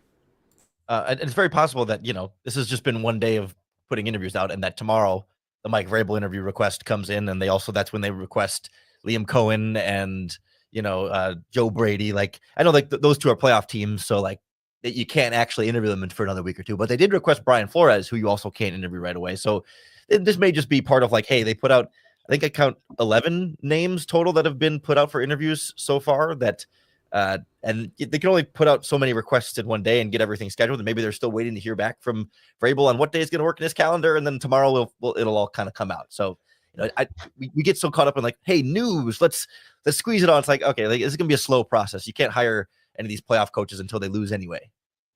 Yeah, that's very true. I did confirm, Jets tweeted it out. They did complete the interview with Mike Vrabel, just for the record. And I don't have an exact way to say this, but I believe the new rules are kind of more lenient towards the playoff teams.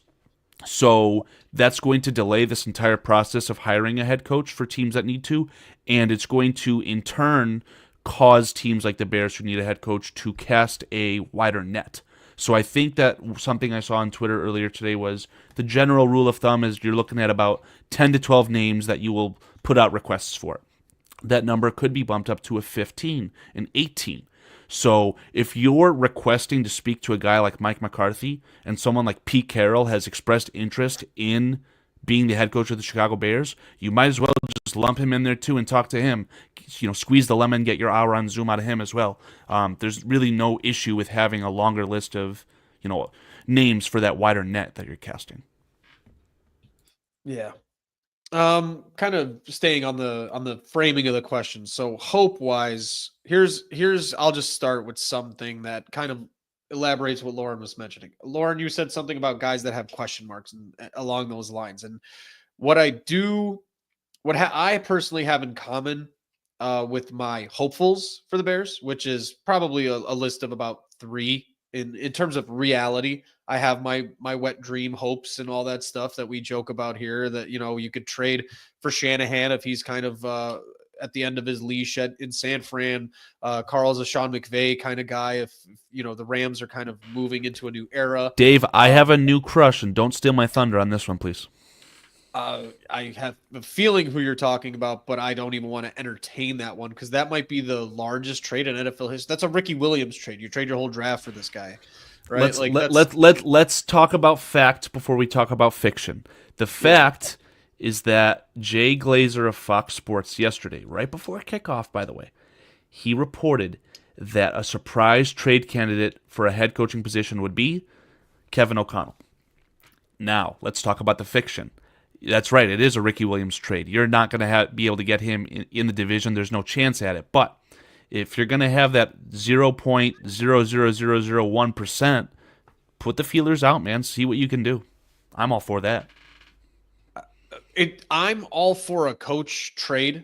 I think in my mind with the Sean McVay thing and the Kyle Shanahan thing, the reason we were entertaining the idea is I feel like there has to be a perfect marriage of, well, the two teams need to, the team and the coach need to have a mutual parting of ways. And you kind of have to take that opportunity and jump on it. I mean, if Minnesota is even entertaining, I mean, Kevin O'Connell has a blank check waiting for him in my mind. I don't see this even being worth talking about. I don't know.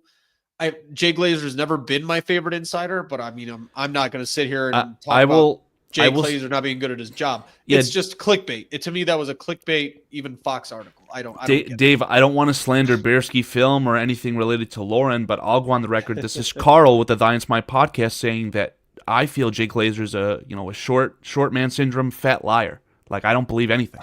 So there's my opinion on that. Yeah, so that's kind of where I'm at with that report. It's worth noting Jay Glazer's exact language on that was that he reported that teams would be interested in asking the Vikings about trading for Kevin O'Connell. He said, I don't know if the Vikings would ever be interested in that, but he just said that multiple teams are going to ask. So like, there's very different between like the Vikings are going to listen and teams are going to ask. And all he's saying is teams are going to ask and they're not going to get anywhere. And then you get guys like me that recirculate that on Twitter with the picture of Kevin O'Connell and Caleb Williams embracing at the end of the game where the Vikings won in Soldier Field. So it's a lot of fun to run away with things like this. Paul, if you want to put J2K's comment up on the screen regarding Mr. Mike Vrabel, I don't see anything like that on his Twitter. So I don't know where that came from. And if we're talking about exact language, it says the Bears will seek an interview with former Titans head coach Mike Vrabel, but they haven't.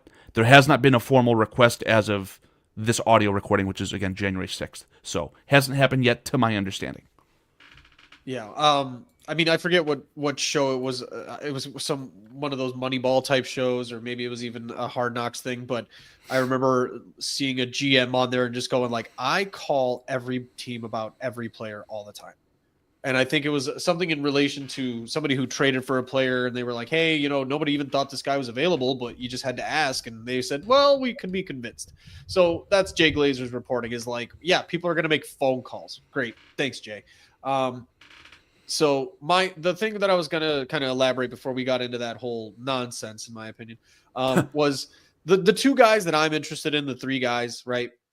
The realistic ones. My power ranking overall has always been Vrabel 1. Not that I think he is an ideal, flawless, perfect candidate. There's a few anecdotals that I shared with Paul that I've kind of just, heard from Diana Rossini or something like that. So if you guys most probably already know this, the Chargers had basically Mike Vrabel at the 1 yard line last year. He was like at the 99th hour, or whatever it is, the 23rd hour. And Jim Harbaugh's camp called about like last second, basically saying like, because Jim Harbaugh basically got to pick where he worked last year, that kind of pushed Vrabel aside at a very late time in the hiring process, which kind of led to Mike Vrabel kind of having to figure out what to do and then ended up taking a year off. If in my mind, the Chargers, who have figured out this process a little bit better than the Bears, and maybe have kind of shown you that blueprint of like what a team can do when, and I forget his name already, but the defensive minded head coach right before Jim Harbaugh was Anthony Lynn. Oh my God. It was the guy from Chicago. No, not Anthony Lynn. It was the dorky. He was from Chicago. Oh, Brandon Staley. Yeah, there you Brandon thank Staley. you. Thank you. Brandon Staley. Thank you. He was the dude famous for doing cat cow poses, right? Like, and so like that is to me, I think Brandon Staley to me is almost like a blueprint of what of Matt Eberflus was. If you look at those teams in hindsight, it was a team that was talented, underperforming, and always figured out a way to fuck things up. And it was kind of like it's a 1-to-1 comparison. So my thing with Mike Vrabel is that anecdotal actually leads me to believe that it's a positive in terms of what the Chargers were ready to do, their interview process, what they thought they needed, and how close in their minds Vrabel and Harbaugh were. They did the right thing. Everybody should hire Jim Harbaugh over Mike Vrabel. I'm not saying that Vrabel is Harbaugh or close to him. I think he's maybe like 85% of that. But I do think Mike Vrabels are rare in coaching cycles. I don't think that opportunities for a guy like Mike Vrabel happen quite often. And then the other part of what you were saying in terms of weaknesses, Vrabel, I think his biggest weakness, and I did hear this again because of a New York Times article that followed Mike Vrabel in relation to the Jets and all the process. Mike Vrabel openly talked about in that article about his awareness of what the perception of his issues were, and that he might be difficult to work with, or that he's strong, heavy-minded or heavy-handed. He openly talked about how to, in his process of the Browns, how to fix and fix that problem, fix that issue, establish clearer communications, make himself easier to work with. Going under the Browns and observing Kevin Stefanski in that type of role and how he could do it. The issues of Mike Vrabel are things that are, in my mind, fixable. Right? When you talk about Ben Johnson and his weaknesses or potential flaws, that is something you will never know until he is here and you've seen him coach for 2 years or wherever else. And it could be a catastrophic situation where you lock a guy like that into 6 years. By year 2, you need to get rid of him, and he's the highest paid coach, rookie, unproven head coach in NFL history. Whereas you don't get that issue with like a guy like Mike Vrabel or even somebody like Brian Flores, who same type of situation. He knows what his weaknesses are. He's been openly kind of discussing what he did wrong in Miami, how he could remedy those situations. Like, I would be personally more comfortable with a guy like Brian Flores moving in rather than maybe like the risk of a Ben Johnson. I get the total potential of a Ben Johnson and the McVay type situation of giving him an opportunity like that. I just don't know. I guess that's my overall thing, that my hopes are Mike Vrabel. I hope Mike Vrabel is willing to work here. I think the issue that comes in, and this is my problem, full stop. The Bears, and specifically Ryan Poles, have never demonstrated a lick of being able to identify good coaching, and what that interview process is in their building is clearly flawed. And so with Ryan Poles being in that position and them re-empowering him, and what we've talked about where Carl mentioned he's going to have an interview or press conference tomorrow, that's empowering Ryan Poles. You are basically telling Ryan, we trust your process. We trust what you've done. He has never, ever named one good coach he has brought to this building that is proven to be good and not a problem. I have no faith in a Ryan Poles blank check, empowered type of situation where he gets to go from this particular list and not walk out at least being told, hey, Ryan, Mike Vrabel's coming in. There might be a conversation had where he does not want to work with you, and you're going to have to do that interview. I don't think that's where maybe the reason that Mike Vrabel has not gotten that question, that request yet, is because Ryan Poles knows what he's going to say. And that I don't want to work with you. I want to bring in my own guy. This is a total waste of time. So, and that's kind of my biggest issue here in terms of my hopes. I think it's a coin flip with Ben Johnson, and you may as well just take it, I guess, because I don't trust the otherwise identification of, Drew Petzing just walking in there, blowing Ryan Poles' mind and just getting the job that day. I don't know. That's kind of my rant on this process and my hopes. Yeah, it's all about like risk tolerance, right? It's like, okay, do you kind of swing for the fences with a Ben Johnson that you're not sure whether he can be a great head coach or not, but you just feel like you got to trust that, hey, the offense will be taken care of and everything else, maybe worst case scenario, land in a Matt Nagy kind of situation again, or, do you go to a Vrabel or Flores who might have the higher floor there, but you're you're always going to be wondering about offensive coordinator and just offensive control over the Wild there, where it's like, are you putting Caleb Williams in the better position there? And which risk are you more likely to want to take here?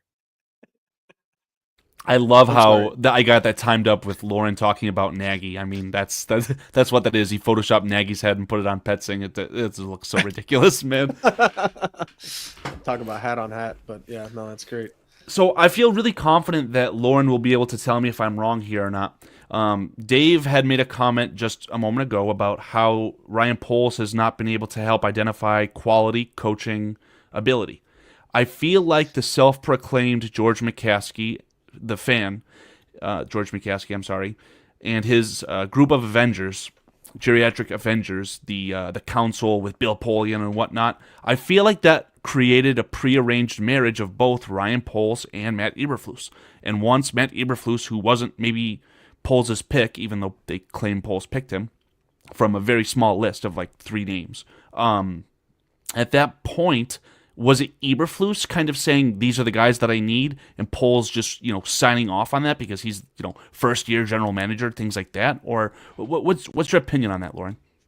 Yeah, I mean, it's so hard to sort of parse that out, right? Because they kind of talk about how everything is step for step and we're on the same page. I mean, I tend to lean like, yeah, Poles is kind of giving Eberflus what he wants there because they were always, hand in hand with each other. And Poles stood by his side last offseason at the press conference, when they could have easily fired Eberflus, but instead kept him around because they had conviction. They really believed that the way he saw them through adversity and the losing last season and all that stuff, like this is the guy to lead the franchise. And so I think Ryan Poles saw that as like, I'm going to invest in him and give him the best chance to be successful here and kind of give him what he wants because he believed in him so strongly. And that's, in hindsight, it's obviously a bad thing when you feel like he was putting too much in believing in the wrong coach there, but at least there's a loyalty there and not like I'm looking out for me as opposed to you looking out for you and not, the guys, at least like they were going to try and go down a little bit together in the sinking ship as opposed to him distancing himself and saying, all right, never mind. I'm going to get the guys that I believe in, even if this coach won't be able to get it done. They got to be on the same page, even if they're on the wrong page. I'd rather have them be on the same page trying together as opposed to pulling in 2 different directions. That is exactly why when people say that during the it wasn't an exit interview, whatever interview they did after they fired Eberflus, where it was Poles and Kevin Warren. Everyone likes to make the comment that Poles looked like a child who had just got scolded at, and he's just finishing the shopping trip with mom, right? I genuinely think that he invested and believed in Eberflus and was genuinely sad that he had to fire him. And it was Poles who had to sign off on that, right? They're not firing Eberflus if Poles doesn't sign off on that. So I think he was disappointed. And then to that breath, hopefully, I don't know who exactly would have been directly responsible for hiring Shane Waldron. Mr. Poles would definitely have some involvement in that, of course. But hopefully at that point, he's able to say, okay, I was fooled on this. I see that this is a false characteristic, whatever you want to say. Hopefully that strengthens him and allows him to identify a real offensive force. Paul, if you want to really just quickly put back the list of interviews that we had back, not that green means offensive or red means defensive, but just for like a quick glance of the eye, right? There's only 3 defensive-minded guys on this list, and the rest is offensive. So if we're moving forward, going to be getting a head coach and you have to choose what their strength is, it feels like, at least right now, the Bears are leaning offensive, which in my opinion is a good thing. Yeah, I agree. I think we all agree offensive is probably just kind of, maybe it's necessary, maybe it's part of the process of what you're doing with Caleb and trying to save. Everything the Bears do is always a year too late. I mean, that's just kind of a given at this point. Probably should have done that last year where you pair the rookie with the offensive-minded head coach and all that good stuff. I think also part of it is just this McCaskey thing that I mean, you guys don't need to, if you know me at all, I love a good, shot at the McCaskies, but I think part of it is just always George being fooled and then overcorrecting. I don't think George, I know for a fact, since his tenure began, he's never gone defense, offense.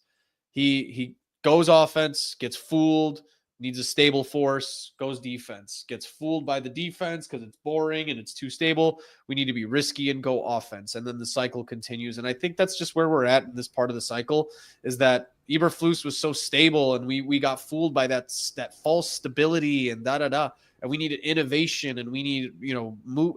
And that's why I think part of the problem in Pohl's evaluation process, and since George has been here, I don't think that they know what to ask, what to look for, what to see. And I think Ben Johnson could come in there, take a dump on the desk, and if he accepts the job, I think they'd still hire him, because I at that point, I don't think it matters what he says. I don't think I can identify whether Ben Johnson is going to say good things or bad things. And I think that's part of the problem and the hope, and kind of even they might frame the dump and make it like a statue when you walk into the building. That's their style. And part of the analogy Lauren kind of said with Poles and, attaching himself to Eberflus and going down with the ship, what's the rest of that analogy? Because he just tossed his second in command off the ship and said, you know what? Fuck it. I guess I may as well just keep steering the ship. I'd rather do that than fucking go down with it. That's not true. That's not a true sense of that analogy. And I think that's kind of where my issue comes in here. I think this is a guy in job saving mode. And if he's being empowered to do this, like I said, I've told this to Paul, I've said this to whoever, he is going to make the most vanilla media related choices maybe an offseason has ever seen. If Ben Johnson's willing to take that job, he wouldn't dare go off the beaten path.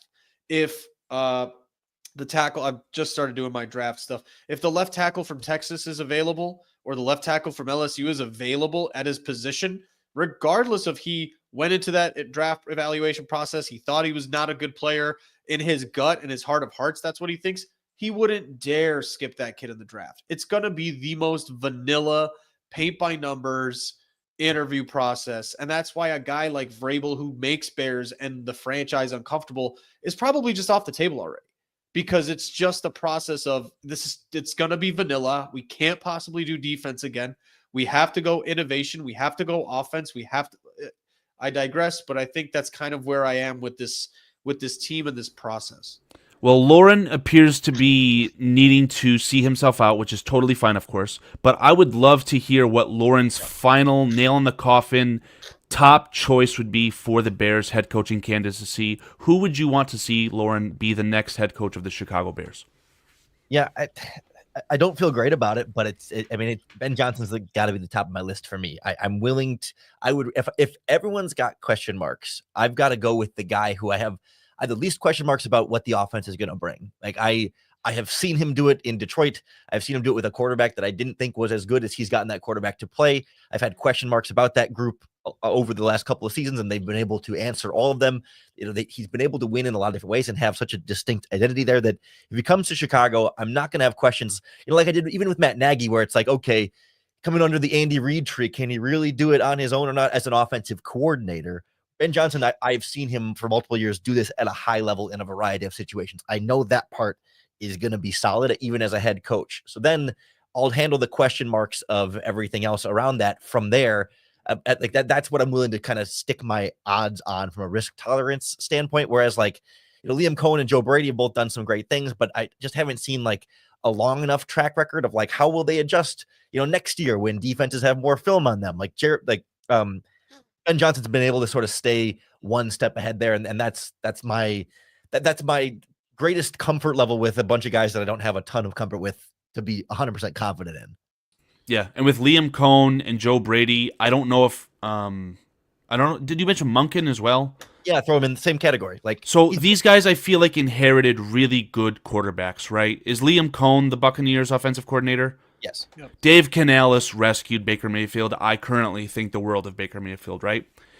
Ben Johnson elevated Jared Goff to Jared Goff. So that should be really powerful moving forward. That's something that you really want for your team. So I agree with you, Lauren. Yeah. Usually the second guy who gets the quarterback who's already good, when that guy gets the head coaching job, it doesn't feel like he does as good of a job. I think about Zach Taylor a little bit in Cincy too, where it's I still don't fully believe he's a great coach, because he was kind of the second McVay guy to make the jump and hasn't quite made as great of a hit there as we would have thought. Lauren, man, we appreciate you so much. Thank you so much for coming on with us, dude. Always a great guest, always great content, great insight. Absolutely love to have you on, and looking forward to have you coming back on in the future as well if you're available. So yeah, I know you got to run. I know you got other content to do. Once again, everybody, check out Lauren at Locked On Bears. The link is in the description in the video. And yeah, man, bear down, dude. Thank you so much for your time tonight. Of course. Thanks so much for having me. Really nice to meet you, Lauren. Take it easy. Yeah, you as well. Lauren. Thank you for your time.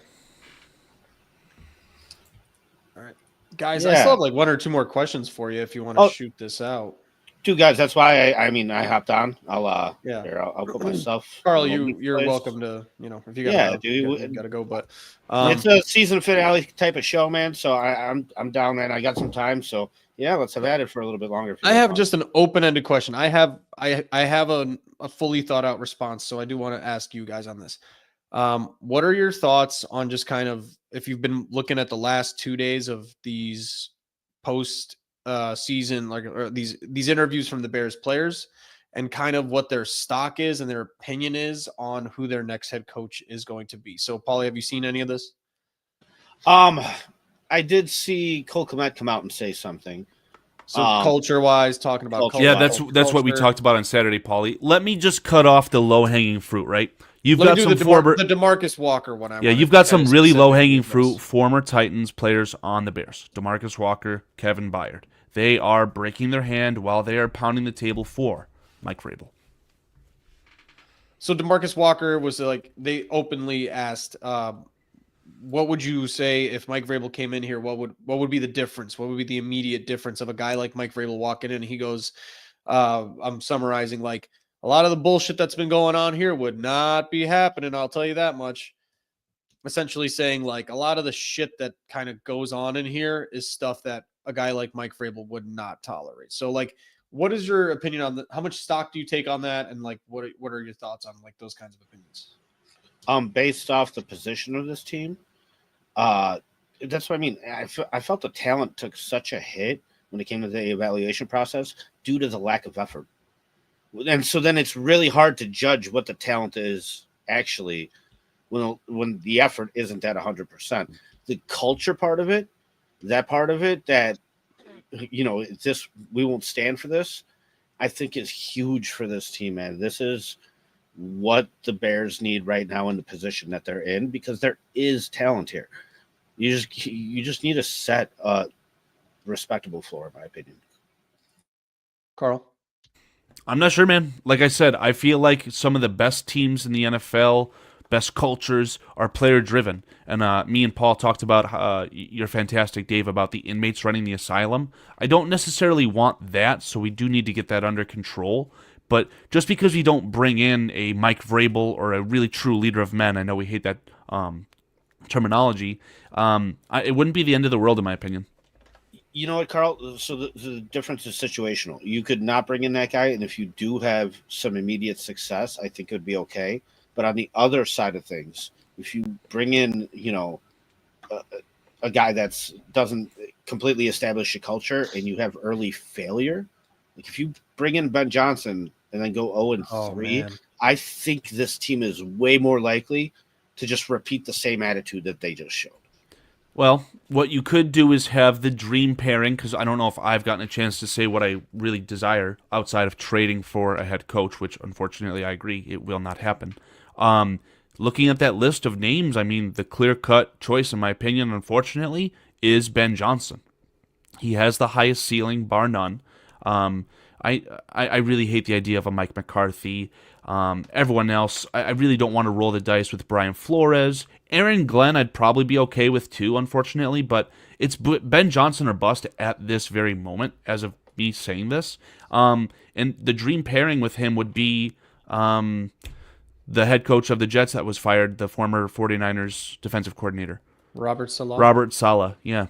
I mean, so, if you're asking me to just Robert Saleh could get these inmates in the asylum on defense under control. The Jalen Johnson outbursts, the Tyreek Stevenson, suck it where the sun doesn't shine. That's not going to happen with Robert Saleh, in my opinion, okay? With Ben Johnson, it'd almost be the opposite. I do understand the issues if you go 0-3 and start, but Ben Johnson would be able to maybe have a more prolific offense and have a DJ Moore be more involved and more happy and he wouldn't be talking about vacation. I say that facetiously, right? So I think that that's the peak, and because of what I've seen from this quarterback and how good I think that Caleb Williams is, I think you've got to pair that with the best offensive mind, bar none. And in my opinion, according to this list, at the very least, that is Ben Johnson. So, I don't think you need an offensive mind. I think at the end of the day, it's a team game. And like you look at what the Bengals are doing, they lost this year due to defense, not offense, right? So at the end of the day, I look at the Ravens, their head coach was a special teams coordinator. So it's about the team. I get that you definitely need to make things right for Caleb.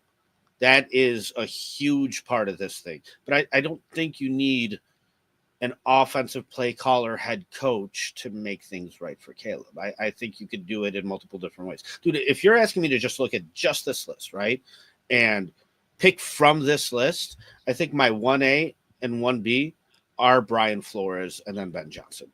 And part of the reason why I say that is, David, you said something last time we had a show that you said, well, how is this going to get any better for us? Because look at these other 3 teams in our division.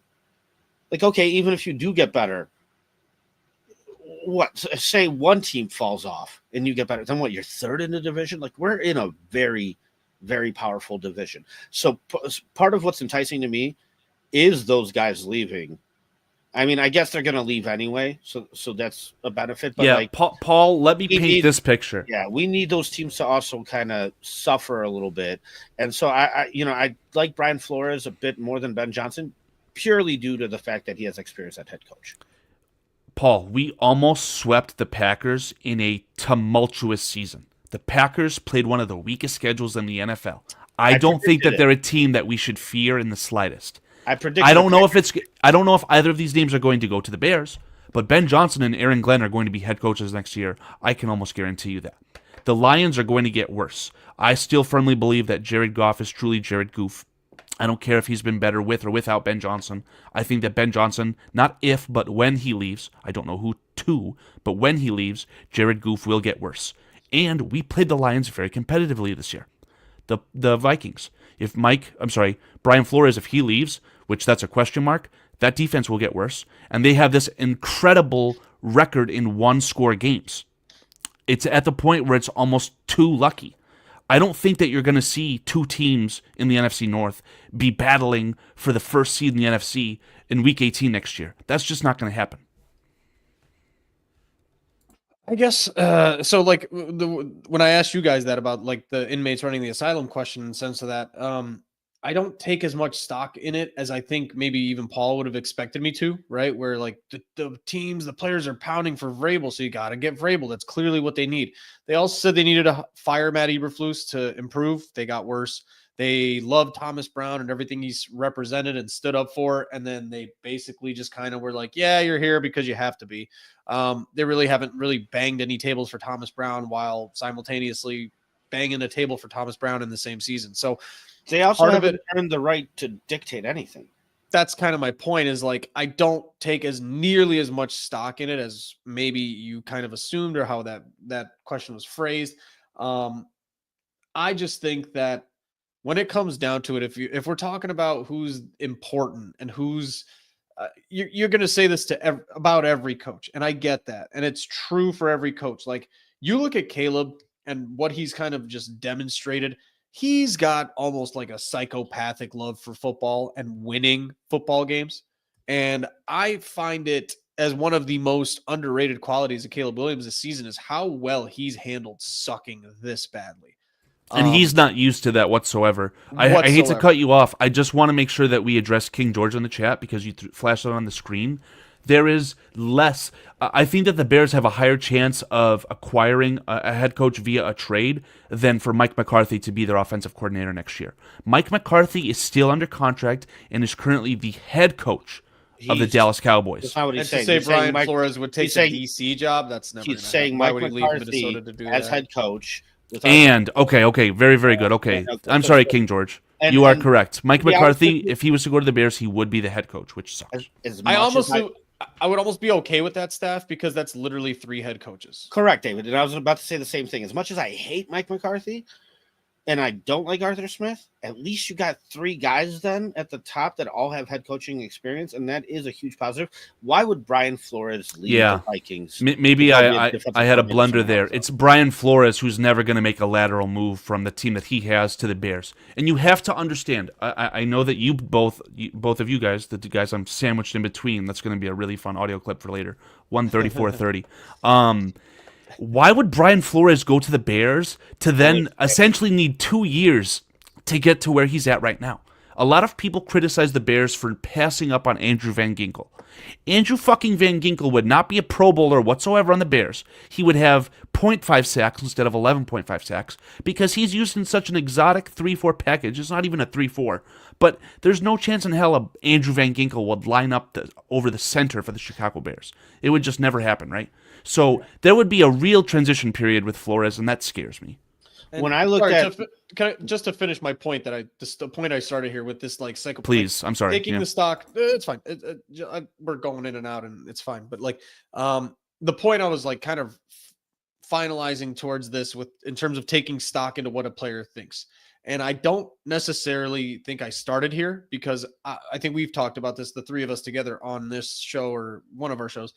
How much influence should Caleb have in the interview process going into next year and stuff like that? And at first I was like, some, not much, some, not a lot. But if these players who at this point, it's almost pissing me off how openly vocal they are about this kind of opinion, because they're just so wrong all year long about this. And granted, maybe they were correct about needing to be coach harder and, saying that they could only do what they could do. They have been transparent to a certain extent. The only player's opinion I truly give a shit in the next coaching search in 3 to 4 years is Caleb Williams. And all I want for Caleb to get as a coach is a coach who is a psychopathic football winner. I'll chop my pinky off for the next Super Bowl. And the only candidate I can picture here in that way is Mike Vrabel. I don't know much about either coach. Like, I'm sure. And again, I'm talking out of both sides of my mouth. You interview any of these head coach candidates and all that's, what is the most important thing to you? Super Bowls, Super Bowl, Super Bowl, Super Bowl. I'm sure it is. I would imagine Mike McCarthy is worried about getting too excited during his interview because his doctor said he can't have high blood pressure anymore. I'm so frustrated. I was about to make that comment, man. It's exactly right. You're exactly right. McCarthy's coming here for the fucking food, man. Let's be honest. Right. Like Mike McCarthy during that interview could probably say all the right things and is probably a decent head coaching candidate side by side with Mike Vrabel on paper. But you go to Mike McCarthy and like Caleb's going like, dude, I'm 23. The only thing I think about is winning a fucking Super Bowl. And I'm not, if I don't, I might like, my head might explode. And Vrabel would look him in the eye and be like, dude, I totally fucking get it. I totally fucking get it. I don't know if Ben Johnson's wired like that. He might be. So I can't speak to that, but that's why, like, if I'm like Ryan Poles in the evaluation process, that's like the first thing I'm asking is like, are you crazy? Because I need somebody crazy here. So there's a couple things I just want to parse through. One, you said that, does Caleb Williams, do you think that his input should be valued? And I had made a YouTube shorts about this. I said, Caleb Williams is so goddamn good because, again, I feel like he has the talent to be the best quarterback the Chicago Bears ever had. He deserves to have his input be valued. I don't want Ryan Poles to lock himself in a room with Caleb Williams and say, who should we hire, and take that as gospel. But he's so good and so valuable to the franchise that I think his input deserves to be valued. Sure, but then does he have the experience? Like, does Caleb Williams? And I think this is where Carl and I are on the same page. But let me clarify: it doesn't have to be about a guy. I don't want Caleb Williams to say, "I want you to hire the guy from USC." I forgot. I keep forgetting his name. But you're talking more of a general operation. This is yes. I'm saying, would you prefer that we continue to develop a scheme where you throw the ball behind the line of scrimmage, or do you want to push the ball down the field? Do you want to be able to throw the ball down the field outside of the numbers to a tall receiver, Or do you want to be able to hit DJ Moore over the middle on these beautiful dig routes? Things like that is what I'm talking about. That input deserves to be valued. If he does his homework with Carl Williams, his father, who, by the way, yesterday Carl Williams retweeted my slander, my propaganda for trading for Kevin O'Connell. Some beautiful fucking stuff. I'll show that on the screen for you guys. But I don't, if he connects the dots in that sense and he's scummy, then he doesn't deserve to be in the NFL, full stop. Okay, that's a great point, Carl. And I get that. Like, do you want to throw 50 times a game, or do you want a strong running game and have us rely on you on the clutch? Like, just the overall idea. And for sure, in that sense, Caleb Williams' input should be highly valued. So that's kind of where I actually would draw that line. If you're asking for a specific way of like where are we drawing that line, I agree with Carl where it's like, what do you like to do should be valued. What are your kind of like, when you ask him, do you want to throw 25 times a game or 50 times a game? I don't think that should be asked, because I in my mind, you know what like, I mean? Why wouldn't he say 50? I would say like that's more of a schematic thing, and that's like a thing where if Vrabel came in here and said we're throwing the ball 22 times a game until we need to unleash you for 40, that's just how it's going to go. And that's where I'm like, if Ben Johnson is just going to come over here, and I'm cursed. It's my fault. I associate Ben Johnson to Matt Nagy too much. That's totally true and fair. And I have a negative connotation towards just this kind of like unproven innovative mind. But if Ben Johnson comes out and just starts throwing the ball 50 times a game next year, because he needs to like prove a point that his offensive brilliance was not just a rumor because he did it in Detroit. Like, Detroit does do that. They do like run the ball 40 times if they need to, and Jared Goff will throw nine times all game if that's what the game plan dictates.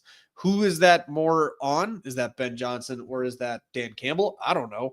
I guess that's something more for Ben Johnson, but like that's this coaching. I've come to terms at this point with my acceptance. You're not getting Vrabel. You're probably not getting Ben Johnson, but it's the best guy left in this cycle. Like I said, my biggest fear with a Ben Johnson is he sucks immediately, and you're locked into a 6 or 7 year deal with the most expensive rookie head coach in NFL history. That's like my biggest fear, and then you're just stuck for 10 years. Carl, so let me screen on in 1 second, but I just kind of always go back to this one memory I have of this clip of Peyton Manning chewing out Jeff Saturday, where Jeff Saturday's like sitting there on the bench, like we should have ran. We should have ran. Why did we pass? And Peyton Manning got up and walked over to him, and he's like, "Hey, Jeff, why don't you just worry about fucking snapping the ball, huh? Like you're not the fucking offensive coordinator. You're not calling to just snap the fucking ball. That's all you're here to do that and fucking block. And why don't you just worry about that?" And so same thing with like Caleb. It's like, I'm sure there's a preference. I'm sure he's capable of doing a lot of different things. At the end of the day, if I would be like, dude, that's not. I don't know. Like you. Go there, you go find a coach that puts this team together to win. I'll do whatever I'm asked to do, but you're asking me to now, you know what I mean? Like, I don't know, say some things that are just kind of, I think, above his head in a way, especially for where he's at. So, Carl, let's well, Paul, I just want to say full circle moment for your comment regarding Jeff Saturday being wrong in a debate with Peyton Manning. His shitty stint as an interim head coach is the perfect capstone to that. So 100%. So, Carl. So this is just total rage bait, okay? Carl Williams, he's got almost 3,000 followers. This is the father, the burner account, if you will, for Caleb Williams. We'll have to scroll down just a little bit, just needed to show you. But you'll see it eventually here, wherever it is. Here we go. Here we go, ladies and gentlemen. Right there, baby. Carl Williams retweeted it. Lovely. Let's get that propaganda off the screen. But Dave, let me try and calm your mind with a bit more propaganda. So it feels like you are accepting that Vrabel has no chance to come to Chicago because he's going to take the job that has opened up for the New England Patriots. The perfect reunion story, right? That is not why, though. No, that's not why. I've come to terms with that because of Ryan Poles' what would we call that? Refluffing. We've refluffed Ryan Poles. You know what I mean? I feel that for sure. I mean, I guess what I'll say is a lot of the masses will tell you that it's the perfect love story for the Patriots, right? Mike Vrabel doesn't have to be the person next in line after Bill Belichick, he gets to be framed as the savior for New England. So it feels like a foregone conclusion, right? A little bit of propaganda here, and this is total BS for anyone listening, but we'll see how we spin this, okay? If the Patriots wanted to get extremely fancy, maybe Robert Kraft in his pre-Alzheimer's life is going to mess it up somehow, really frustrate Vrabel, and Vrabel says, you know what, I'm not coming back to New England, shuts the door on that. What would you guys say if the Patriots were to hire Deion Sanders and then not only hire Deion Sanders, but trade away Drake May and maneuver a way to not only draft his son, Shedeur Sanders, but then get Travis Hunter as well, potentially the best player in the draft? What would you guys say to that? Anything? You're playing too much Madden, dude. Simple way to respond to that would have been put the spoon down, but Yeah. So with that, I got another little hypothetical kind of something I was going over in my head, and I know I kind of pitched it to Carl David. I don't think I pitched it to you yet, but just like in a bubble, I'm not saying they would trade Rome or that's realistic by any means, but just say in a bubble, if Rome was to get traded, what would any team, what is his value right now? Would somebody give you pick 9 back for him? Fuck no. No Fuck way. no. And so I was thinking the same thing. Like it's like buying a brand new car when you draft a wide receiver that high. Like unless you know what I mean, rolls off the delership and depreciates immediately so quickly. And that's something I was thinking about. Where it's like, man, that's why I don't think you could get the 9th pick for Brian Thomas Jr. right now, and he's the best receiver out of this rookie class. I fully disagree with that, but because I mean, you got 2 first-round picks for Devontae Adams, but he did it for years, right? Yeah. And he was made by Aaron Rodgers, left Aaron Rodgers, and became a nobody. Carl, I mean, to no the surprise. question to that though, like, how many receivers can you name that would be actually you could get the 9th pick overall for right now? Jamar Chase, Justin Jefferson, and Puka Nacua without thinking. You need more. I'm saying. Yeah, you need more than that. Then the 9th pick straight up Chase for Claypool your receiver. Well, that's too like specific. Like you're getting the 9th pick plus. That answers your question. What did Stephon Diggs go for? A second? Yeah, that was just a terrible trade. They bought in. There's going to be another little tidbit. No, Stephon Diggs got traded for a first, and that became Justin Jefferson. Oh, initially, I thought you meant this year. This year, he was traded for a second-round pick, and it was ironic that the Texans bought into a quarterback who wasn't even the best quarterback in his draft class, but I digress on that. I just think that list is a lot shorter than I think maybe Paul's opening question would be. Like, Paul, do you have that picture that you shared on Saturday that we can look at? Which picture? You had a bunch of pictures compiled for the Saturday show where you said, okay, this is a player who has either he's a high-profile name, or is an All-Pro or a Pro Bowler, and this is where they were drafted. I have all of them. Just throw up the wide receiver one real quick. Okay, so you are getting the 9th overall pick in addition to whatever for Justin Jefferson, Tyreek Hill, A.J. Brown, CeeDee Lamb, Puka Nacua. I don't think Amon-Ra, but definitely Jamar Chase. And I guess Tyreek Hill's a bit debatable at this point, right? He's fractured. He's a little bit older. Contract's bad. But quality-wise, definitely.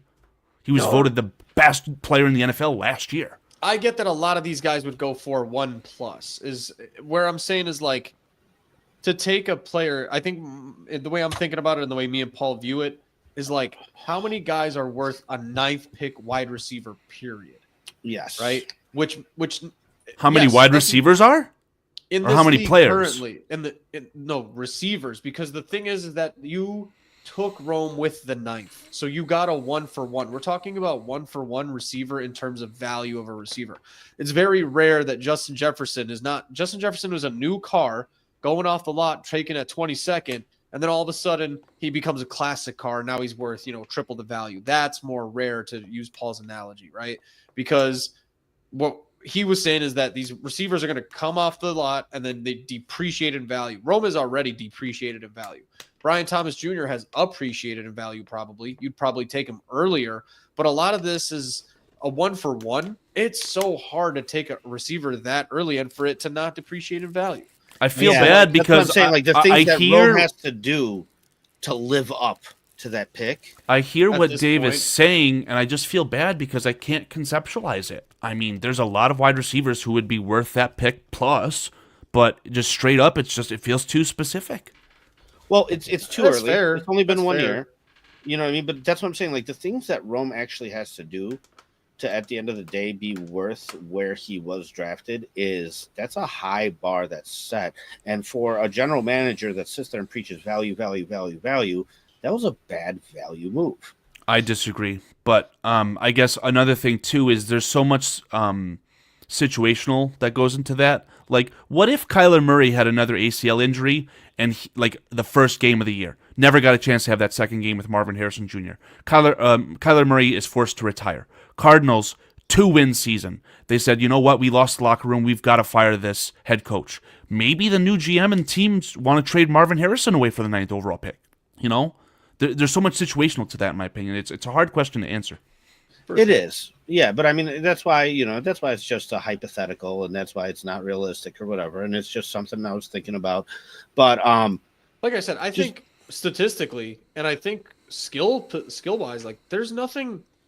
It's kind of like the nuanced opinion that I'm trying to present with like my Ben Johnson opinion. Like I don't hate if I see the article like tomorrow Ben Johnson is accepted to be the head coach of the Chicago Bears. Not tomorrow, but you get what I'm saying. Like the next day, I would go like, all right, let's see what happens. That's like, my thoughts here we go. exactly. Maybe Here we even in go. the first day, just maybe I'm disappointed because I think I would be disappointed at the end of the day because I just don't know. I don't appreciate the Bears going in this perfect cycle, right? I'll try and explain it best to my remembrance. Lovie Smith, old defensive guy, got to change. Brand new, young, unproven offensive mind in Mark Trestman. Okay, Mark Trestman flared out. We've got to go back to, it was John Fox at that point? Yep. So old, reliable defense. Well, you're not getting anywhere. We got to go young. Flip. Matt Nagy, right? Young, unproven offensive mind. Well, that didn't work out. We've got to go old, defensive, rock solid, 4-3, bear scheme, Matt Eberflus. So right now, it's in the cards to go young, offensive, unproven guy with Ben Johnson. See, and I see alluded it to the cycle. I was differently, alluding to the cycle with Lauren Cox. There's clips of me doing my George McCaskey voice of just like, Yep. oh, he made me feel real stupid. Oh, geez. It's always like basically just Morty from Rick and Morty. Like, and he's just like, this guy made me feel stupid and he was boring. And then now I got to go offense and then and then just, it's always the flip flop of each side of the coin. What I'm saying with like Rome, to bring that part up, is like, there's no part of me that thinks Rome sucks. I don't think he sucks. Like I said, I'm alluding to I think he's going to end up being better than DJ Moore next year. I think in terms of statistics, depending on how he's used, like granted, if you are asking TJ to be Amon-Ra St. Brown, it's a perfect translation to skill set. It's a perfect translation to probably how he'll do. I get that. In terms of overall, like I think the ceiling on Rome in a vacuum is higher than DJ Moore as like a player, right? Like put Rome Odunze on a different team with a better scheme system quarterback, probably has 1,000 yards this year. I get that. I think he's good. It's just for the Bears where they were last year and what he's going to end up being. My biggest issue with Rome and Caleb being drafted, I reacted to it. I said it before the draft. What happens in 4 years when they're both due for a contract and they're both really fucking good? Unless you want to be the Bengals and tie 48% of your fucking cap space to two guys, guess who walks? He's got to be Jamar Chase, right? Like, the cap is a myth. The cap is a myth. You can make it happen, and hopefully he isn't as good as Jamar Chase, and he takes a top 5 wide receiver contract as opposed to being the highest paid wide receiver. Paul or Dave, could you share my screen just real quick so I can kind of round my point out? So look at your rookie receiving yards, and this is to Dave's point about how maybe Rome Odunze could be better than DJ Moore next year, right? And this is through week 16, so this definitely changes, right? But just look at the rookie receivers above Rome Odunze, okay? Brian Thomas Jr., Brock Bowers, Malik Neighbors, Ladd McConkey, Marvin Harrison Jr. I've got a surprise for you guys. These are the clear-cut, number 1, undisputed first targets in the passing game, full stop for those teams. Rome Odunze is the 3rd, and if they sort out their shit with Cole Kmet, he's the 4th option this year. And he's still up there with the most yards. He's got oodles of potential. He was the correct pick at 9, in my opinion. It's Well, debatable, but it's debatable because, like I said, hindsight's 2020. And I know we talked about this, Carl, but like it's debatable because it's not just Brian Thomas. It's Brian Thomas plus whatever you got for dropping back to get Brian Thomas. I don't think they traded back. So no. But the Bears. No, he's saying if you could've- went from 9 to 22 to Yeah. Brian Thomas plus Then whatever you took in the right, second. right, for that right. pick So you like, get. like because he's picked at 9 is where I have an issue with. I don't have an issue with the player themselves. Luckily, The guys- he wasn't picked at 8, guys. Right. He Traded was up. close to Right. being picked at 8. But I wanted to address this comment as well because I think it's a really interesting comment. I don't know if you guys want to entertain this. Oh, So fuck. Vrabel, Ben, and Flores are gone. Who's the best coach available? I think that's a great question by Dennis. And Lee. this Thomas- isn't a list of everyone who's available, right? My direct No. answer to that is just get rid of everything. Do the Ricky Williams trade for Kevin O'Connell at that point. Fuck it. It might not be available. You It know might what not my be opinion would realistic. be? Honestly, if those 3 guys are gone, you're left. I would say bring back Thomas Brown on a 1-year deal. Tell him, like, hey, man, you get to prove it for a whole year. You get to install your own offense. It's a 1-year deal. Let's hire a defensive coordinator, whatever. Get Robert Saleh, pair him up, and then hope and fucking pray that next year's coaching cycle somebody miraculous gets fired. Aaron So you- Glenn is a name that can't be So, overlooked. yeah, I was gonna Thank you, say, Scottish wouldn't Bear. prefer Mike McCarthy over Thomas Brown. I'll make a I would fool take out of Thomas myself. Brown I over would take Mike Thomas McCarthy. Brown over Mike McCarthy any Yep, day I'll of do the that week. too. And that's Bears bias, anything like that. I saw an interesting, fascinating stat from the liar himself, Mark Silverman. He said that Mike McCarthy and Mike Tomlin, they have really similar credentials and records and Super Bowl victories and championship game appearances. It's pretty scary. So Mike McCarthy, honestly, is nothing to laugh at. But I would hate if the Bears signed Mike McCarthy. Well, for what this team needs, that's what I'm saying. Like in that case, if those 3 guys are gone, I would call Pete Carroll. As much as I dislike him, Yeah, that's a good call. I'd go, hey Pete, come in here and just, you know what I mean? Because, dude, I think experience in this situation from the head coaching And, like, position make sure whoever matters. you hire as your offensive coordinator, Pete, is ready to take over in 2 years. Right. It's So very yeah, possible. that would be my answer to that. I would say I guess Pete Carroll, which isn't great, but yeah, I thought it was a good question though. If the good question is who probably ends up with the job rather than who's the best, I almost can guarantee it'd probably be Liam Cohen or yeah, I think Liam Cohen gets the job. Or Cliff Kingsbury. No, as your offensive coordinator? No, No, I'm saying as like head coach. head coach, like not what we want. Because here's the difference. If you're on the 4th or 5th choice, yet again, I'm telling you, it's not going to be like Ryan Poles feels emboldened to hire Aaron Glenn because he interviewed and that was the best candidate. He needs to do the vanilla cookie cutter response as hard as he possibly can with what's left. And that would be a guy like Liam Cohen. And then you'll hear the most disgusting press conferences, most uncomfortable, awkward questions. Hey, Ryan, so you interviewed Liam last year to be an offensive coordinator and you didn't see what you saw, but now you hired him as your head coach. Like, what's the difference there? Because somebody like Hogue or Johns or one of those, like, Courtney Cronin will ask that question because she's got fucking more balls than anybody in the Bears staff does. But like, she'll ask, like, what does that make?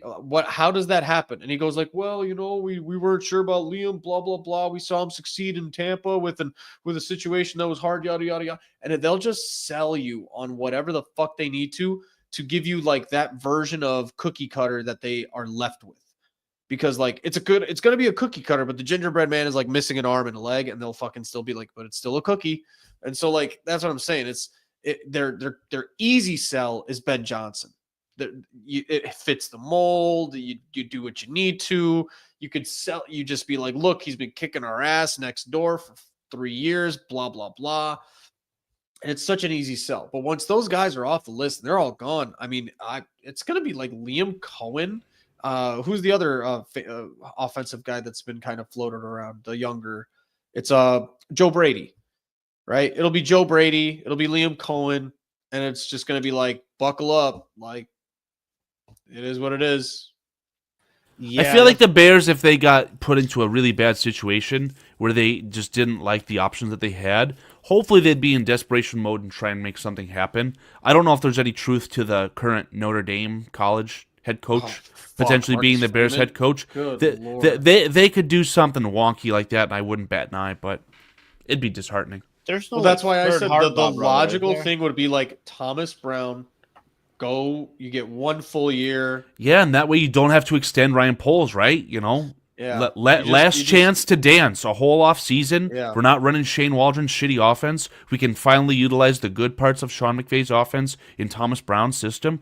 Fuck it, we'll do it live. All the bullshit you've been peddling is like exactly put your money where your fucking mouth is. You guys keep talking about how great Thomas Brown's leadership is and blah blah blah, and it's like. But then this is where I get exactly really what nervous. You opened the show with, Dave. Though it's the false confidence, from winning against the Packers on Virginia's birthday. That'll be. Oh my god! If Thomas Brown lost, I'd say it's a 0% chance. The chance went from 0. If they get blown out by the Packers, it goes from 0 to like. Honestly, I think it's like.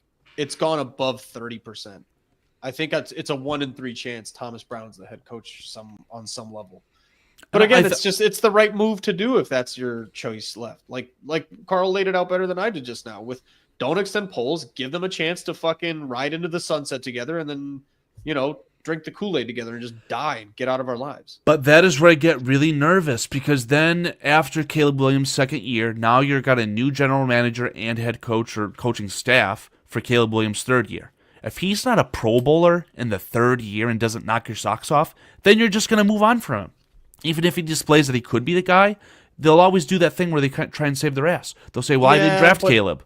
And that makes me nervous. If you bring in the wrong guy this year because you're forced to, is he going to be a Pro Bowler with the wrong guy in this third year anyway? But what I'm saying is if you have Ben Johnson be the head coach, he's going to probably get a lucrative deal that's going to force him to stay maybe longer than he should, but that will give Caleb Williams every single opportunity because it sounds like that's going to mean that Ryan Poles is going to be here, a.k.a. the man who drafted Caleb Williams. So that's why I'm really leaning towards Ben Johnson and almost starting to feel like Ben Johnson or bust. But the question is if Ben is not available. And so, what has Thomas Brown really done? Well, he speaks like Obama and he takes accountability, right? So that has to translate to wins. I'm talking facetiously. I mean, if you're reading what they talk about Thomas Brown, he's done everything. I know it didn't take long, right? 2 half average. He wasn't good. He was average as a play caller. And then they heard him speak and he sounded like Obama. And here we go. Oh my God, he takes accountability. He's God. I hated that. I never liked the idea of just crowning Thomas Brown. This is why I have zero faith in the interviewing process. It's either going to be cookie cutter and they're going to give you what you want, or they're going to tell you to go fuck off. Courtney Cronin's exact tweet reads, Bears GM Ryan Poles will address the media in his season-ending presser at 10 a.m. Tuesday. Is that specific to Ryan Poles? I don't know. But it feels like, hopefully what happens is that the McCaskies, George, whoever, comes out and says, hey, we fucked up. We're going to have Ryan Poles be the point person. And Ryan Poles will be able to determine if he wants Kevin Warren, Ian Cunningham, or any fucking one else to help him. As opposed to the geriatric Avengers coming out and saying, okay, Poles, we've got 3 great options for you. Who would you like to select? Hopefully it's none of that bullshit and Poles can vindicate himself. I think, honestly, and Carl, you were alluding to the interviewing process at this point. If Ryan Poles is sitting here after 6 weeks of Thomas Brown and he needs to interview 18 candidates to kind of narrow it down, that's a dude who's we've all seen it. It's just a dude who is mental pretzeling the shit out of himself. I've got to disagree with you. Mode the list is expanding because the new rules are tailored to the playoff teams. So by, having to wait longer, you're just going to cast a wider net. That's just what it is. Plus, David, I don't mind doing due diligence. You have to. That's why I said, get Pete Carroll on the phone for a 1-hour Zoom interview. Hey, Pete, sit down for the next hour, get your diaper on. You're not going to be our fucking head coach, but squeeze that lemon and get your information. Yeah, it's just due diligence. Fair. No, that's fair. David always brings up a rumor. I love that comment. Yeah. What? Occam's razor. I use it a lot with the Bears just because it's the simplest answer with the Bears is usually the right one because they're just not that complicated. Right. Was it a confirmed thing that Bill Belichick interviewed with the Bears, or was that like a rumored thing, or what? Bill Belichick. Bill Belichick he did went not in it. No, interview. not an interview to like actually get the job, but they like picked his brain or whatever. You're not talking about Pete Carroll, right? No, was that either one? Did they do that? All I'm saying regarding think Pete they did. Carroll, and I don't keep think bringing they his name up, is because he Okay. came out and said, "Hey, I'm interested in being the Bears head coach." But, and then like- there was off-the-wall third-party sources claiming that there were Right. interest from the Bears in Pete Carroll. Nothing Well, dude, concrete. like if I was in Ryan Poles' shoes, I would want to interview Pete Carroll just to ask him, like, why do you want this job? What's important? Like, what sticks out? Like, I'd want to pick his brain, even if I'm not interested in hiring him. Just Then having why a haven't conversation. interviews with him. began yet? When the I Jets don't have interviewed understand. 4 Like, people. we're acting like we're above it. I don't we're think that you not. can even legally interview some of these names. If you want to throw it up one more time, let's just look You at the can playoff interview teams. Pete Carroll, though. Right, but do you fucking want to? The Lions, the If- Vikings, if the we're talking Steelers, about- the Ravens, these guys are in the playoffs. You No, can't but interview here's the Mike thing, McCarthy. He's the head coach. That's a question mark. It's not If even a you- foregone conclusion. You're allowed to interview Mike McCarthy. The Cowboys have to I get what accept you're- that. because I think the people that the Jets have interviewed maybe don't have an association with the team. I think it was like Louis Riddick. It's like Mike Vrabel. It's whatever. I get that. But like Paul, like if you haven't interviewed Pete Carroll yet and he wants to do an interview, then that's on you. You should start with Pete Carroll. You Now, absolutely. Talking what about Leonard what for about Ben interview. Johnson I don't saying? want my first interview to be Liam Cohen.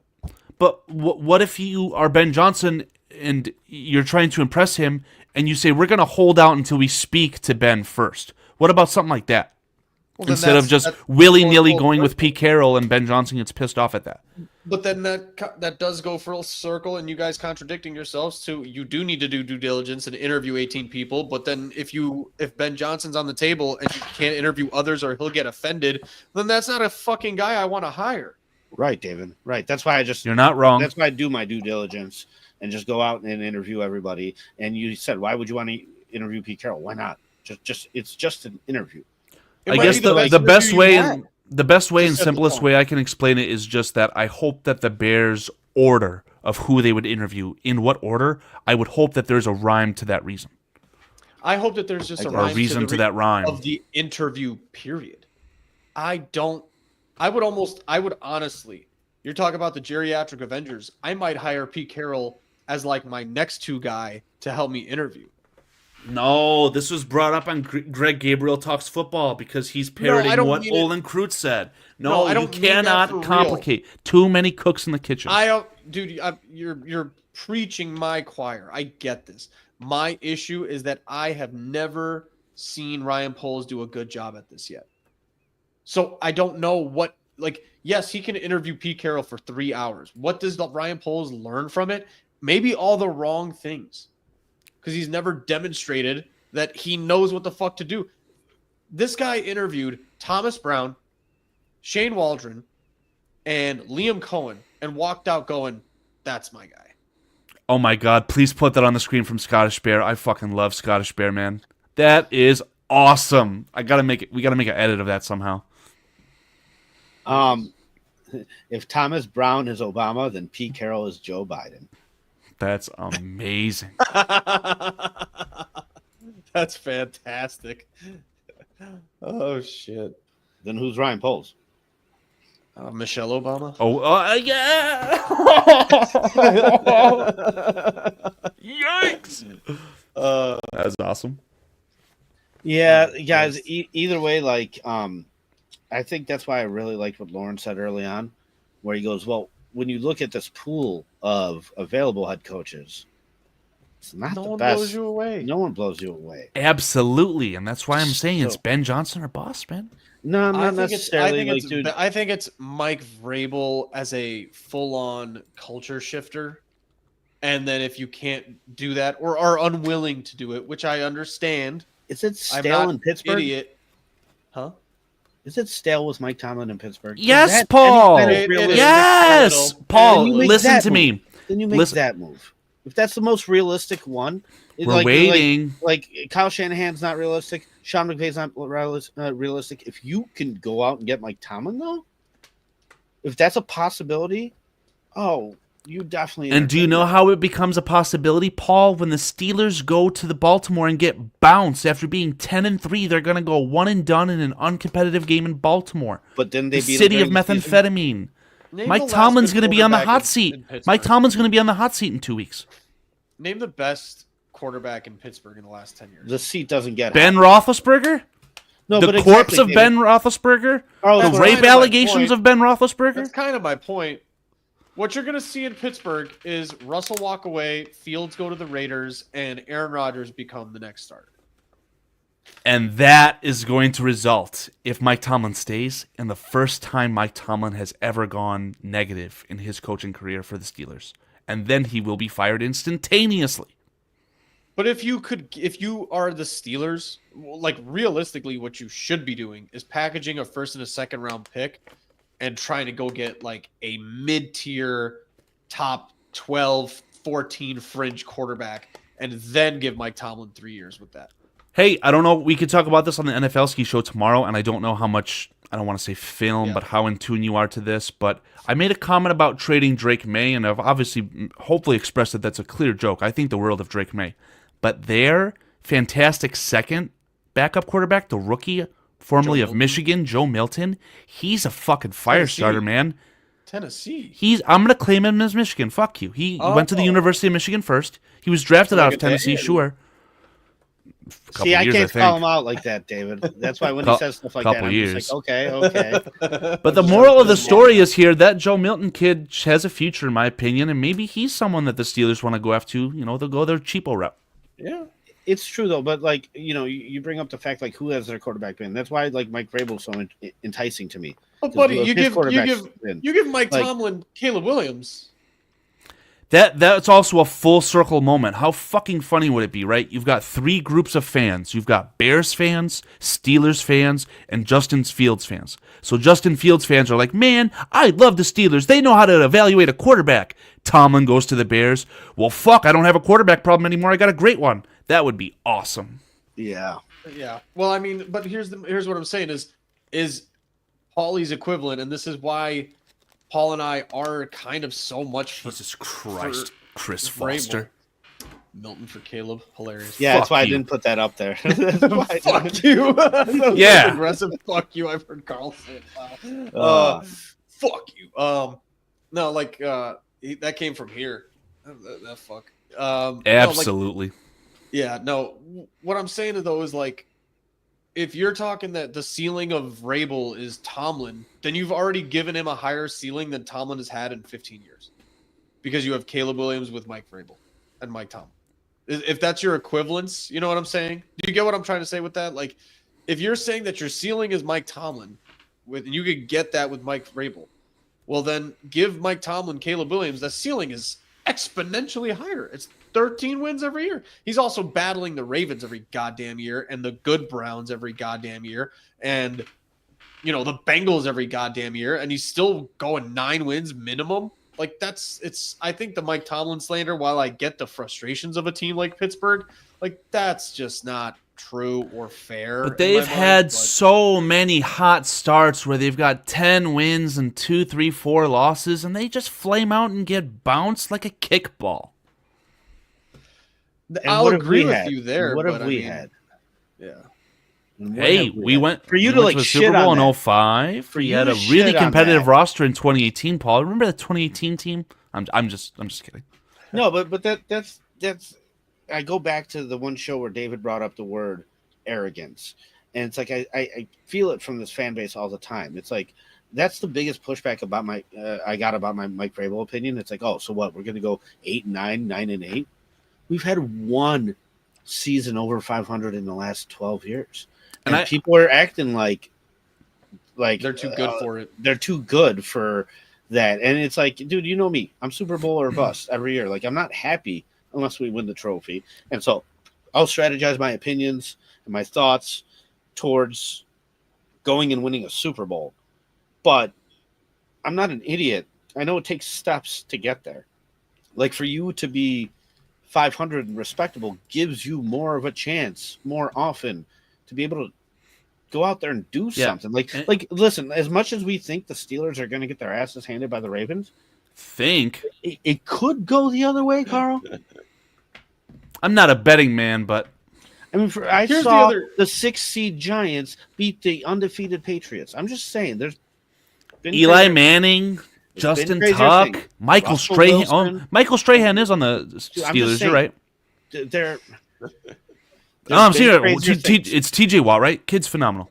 You got to respect the fact that they've given themselves a chance. Here's the other thing, though, is like when you talk about that Vrabel and this like artificial ceiling that people just instantly put on it. It's like, so you're saying that Ben Johnson is either 2 wins or he'll skip every step of the way and will be a 14-win team. Like it's almost, that's part of the false like equivalency that people are doing that I can't get behind on as easily as everybody else is. It's like Ben Johnson, pencil him in for 14 in 2 years. Like 14 wins in 2 years with Caleb because he's an offensive mastermind. Like that means jack shit right now because you can't even get to fucking 7. So like, what are we talking about? Like you can't even get to 9. Like get to 9 first, then you could tell me how we're going to get to 13 and 14 and compete with the Lions and the Vikings and the Packers and stuff like that. But to scoff at the floor that Mike Vrabel's giving you and then just assuming the ceiling is just done. We're not talking about Mike Vrabel's ceiling. Let me mention Mike Vrabel's ceiling. David, that's the contradictory part. So why Brown over McCarthy? Because doesn't McCarthy at least because at that point, I'm accepting. Doesn't at least he bring something to the table? No, at that point, I'm just McCarthy was made by Rodgers. No, dude, like I'm with Brown over McCarthy. I'm accepting that Thomas Brown is going to hold the grenade, pull the pin, and let's see how long he can hold that fucking thing. That's what I'm accepting. Just for Mike 1 year. McCarthy is going to go Mike McCarthy's going to look at the grenade and just be like, what? What's this? What's this thing? Like, yeah. I have no that's fair. That's fair, but I'm just saying, like, we I don't want to scoff at a guy that's got a resume, even though I personally hate him and don't like him and don't want him and everything like that. The one thing he does have, though, is a lot of experience in this league. And, dude, he's also done it with the Cowboys where he's won double-digit games for multiple years, and it's gone nowhere. It's gone nowhere in the long run when it matters most. And I get that, and that's what scares me. That's what scares me about Cliff Kingsbury. It's like I watched him take the Cardinals and improve them until they hit a wall, and he couldn't take them over the top. So I feel the same thing about Mike McCarthy, but I'm not willing to just sit there and shit on a guy. I am. And I know. And that's why I wanted to bring it up. The problem here is that if McCarthy was worth a damn, he would not allow that talented of a Cowboys team to get blown the fuck out by a shitty Packers team at home. That was the moment where I just lost everything with Mike McCarthy, and it just put the big fat stamp on his fat ass that he was made by Rodgers. Everything in this country made by China. Mike McCarthy is fucking made by Rodgers. Carl, do you know who their offensive coordinator was when they won the Super Bowl in Green Bay? Couldn't tell you. Joe Philbin. And Rodgers was the most sacked quarterback that year. So I couldn't agree with you more that Rodgers led that thing all on his own. You've got guys like Nathaniel Hackett becoming fool's gold, getting signed by the Broncos and immediately getting cut the year. Getsy, goddammit. Getsky, the double fucking agent. Yep, it's made by Rodgers. Don't you fucking associate that guy with us, Getsky. Ski, yeah, love it. Getsy. There's no SKI there. Mm-hmm. No, I'm just joking. But dude, fuck that guy. And I mean, dude, I was in heaven when we had a bald head coach and a ski quarterback. This is perfect. Okay, I'm sorry, David. Sorry to cut you off. No. I mean, he's saying he cemented it with the loss to Green Bay. I think the Cowboys are the longest team in NFL history, one of the 3 longest droughts without winning the first round with playoff appearances or something like that. It's that bad. They're 14 wins, 13 I'm sure wins. It's him and Tomlin are neck and neck, right? No, I'm just being an asshole. I put Brian Watson's comment on here. And when we went on his channel, one of his co-hosts is a Cowboys fan, and he was shitting on the Bears. And I looked at him and I go, dude, you're in the same boat we are. He doesn't even know it. Well, yeah, because we're winning double-digit games every year, and then it's like, no, but you're not doing anything. That's why That's why it's got to be Super Bowl or bust, because that's cute. Yeah, that's great. You're winning double-digit wins. When you get into the playoffs and you just get knocked out. Well, Brian Watson, nothing, his profile picture is the Green Bay Packers, so he's insinuating, he hey, is a Packers fan. Yeah. just because the Bears won doesn't mean jack shit because the Packers are going to the playoffs. Brian Watson, I implore you, tune into the NFL Ski Show tomorrow. We will do our predictions for the wild card round and beyond.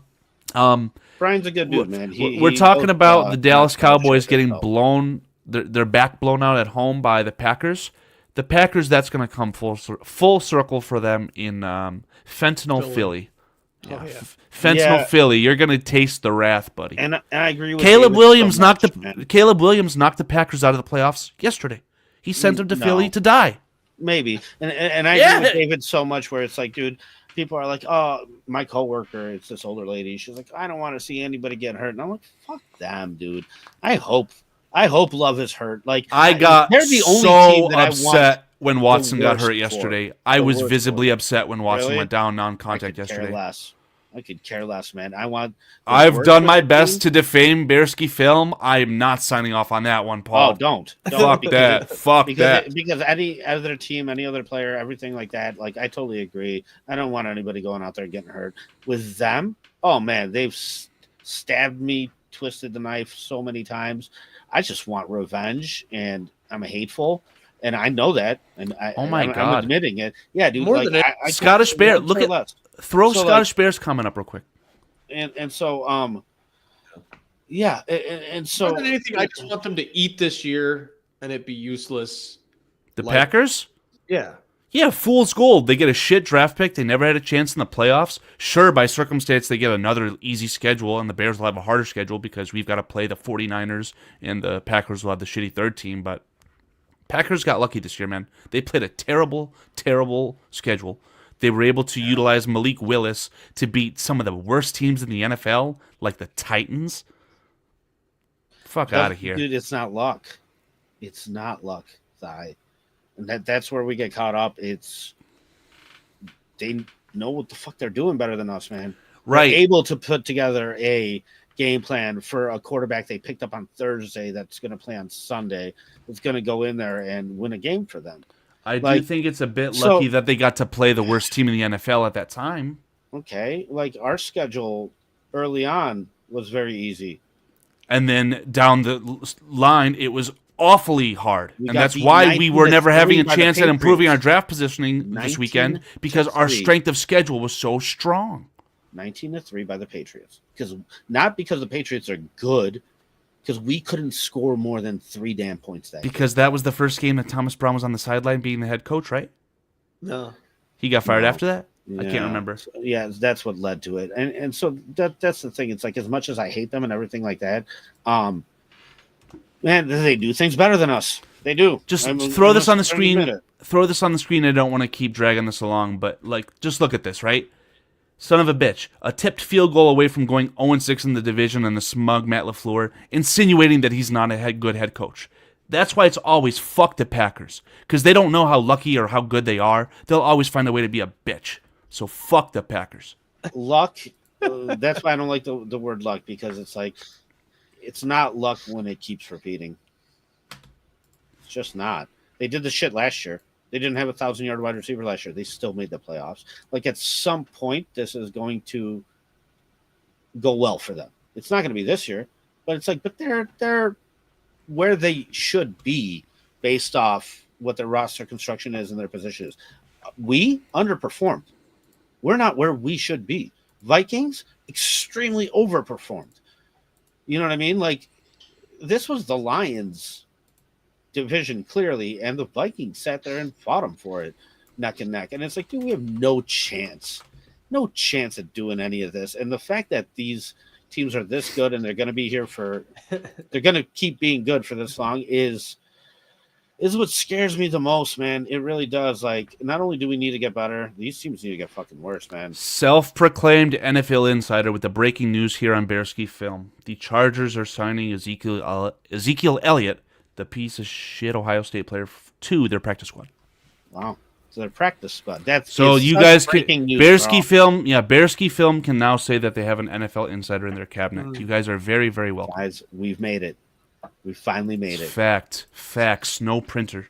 I don't know how much longer you guys want to drag this on for. I kind of asked all my little questions that I had lined up, my little hypotheticals. I know we're 2.5 hours in. Yeah, maybe but I'm at the just end of the day, it's a season finale episode, so maybe I'm just stupid, but I know that I have given my clear-cut choice as who I want the Bears to hire as their next head coach. Have Dave Ski and Paul Ski done so as well?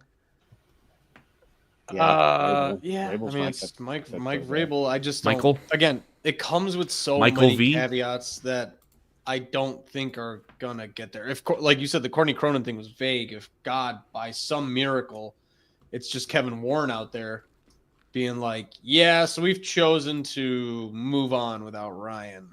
That's gonna make you happier? Yes. 1,000%, Carl. Because with Ryan, you're gonna hire Drew Petzing. Yeah. With Ryan, you're gonna hire Mike Kafka. I need to start With becoming Ryan, a betting you're man. I need to get my funds up to start betting you guys. If they hire Mike Petzing, I will unalive myself on a live show on YouTube. Someone will have to come in and cut the VOD. We'll air it here. Then you'll have like a live betting scenario on PointsBet. How long until someone finds Carl's dead body? Set the line at 90 minutes. It'll be at We're the I will be Right. dead. You're gonna like start threatening Drew Petzing on Twitter. Like, if you take this job, I will fucking. Hey, Petzing's like, I'll "Do I attack take him. this I'll job? I attack don't him with know." that terrible picture of Matt Nagy's head on top of his. I said this too, like we've developed a little bit of an audience here, some subscribers. What if I set up live streaming cameras, attach them to my car, and just drive it into Soldier Field? I think we'll go viral. I'll bail you out. I'll Dude, bail you might out be for that shit. It might be worth it, No, he guys. didn't finish. It's with a bomb. So there's No, no. I didn't say that. I didn't say the B word. Not looking at copyright. Well, you can have like a Polsky dummy sitting in the driver's seat, but have the brick on the grass. You can make it work. You can make it work. No, I would. You know what I would do if we hired Drew Petzing? I'm getting Paul a visor with like a fake ring. I'm making Paul wear that. And I would request a professional photograph of that and use it in all of my thumbnails. Professional interview with Bears head coach Drew Petzing. And it's I'll do it. They would look like twins. I'd make they would. Fuck, I should have taken Paul to Arizona with me. Pull that picture up again and just. Oh my Paul God, on hold on, let me visor. see if I Get him a share it little again. rubber and a I visor. gotta find it if I don't pass out first.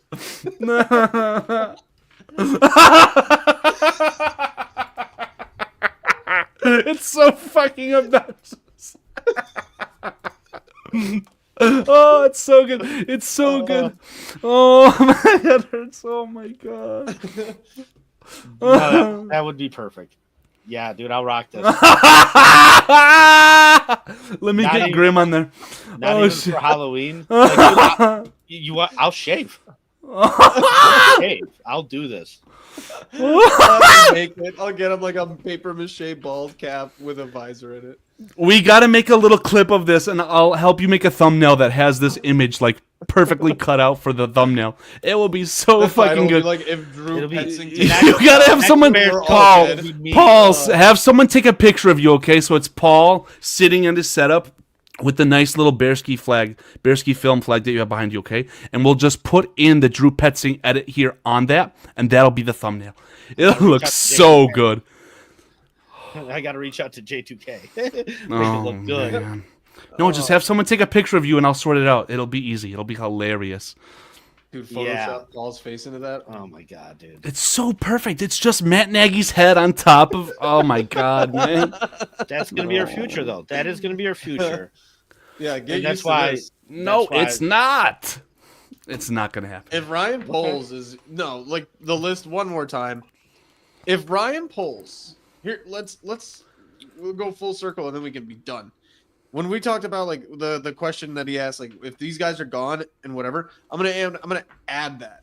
if these guys are gone, Ben Johnson, Vrabel, Brian Flores, if those are off the table, and Ryan Poles is the GM still, my list turns into Anthony Weaver, Drew Petzing, and David Shaw. I'm dead serious. That's the list. That's the short list. Now, you know this better, as good as anyone. I have no idea anything about fucking David Shaw. I don't even know who the hell that is. Yeah. That immediately screams that it could be someone the Bears hired just based on that alone. Yes. So that's terrifying. Yeah. I think that there are some obvious. If it's Ryan Poles making the choice, that's my call. Now, I don't really want to talk about this, and I really don't want to discredit Anthony Weaver.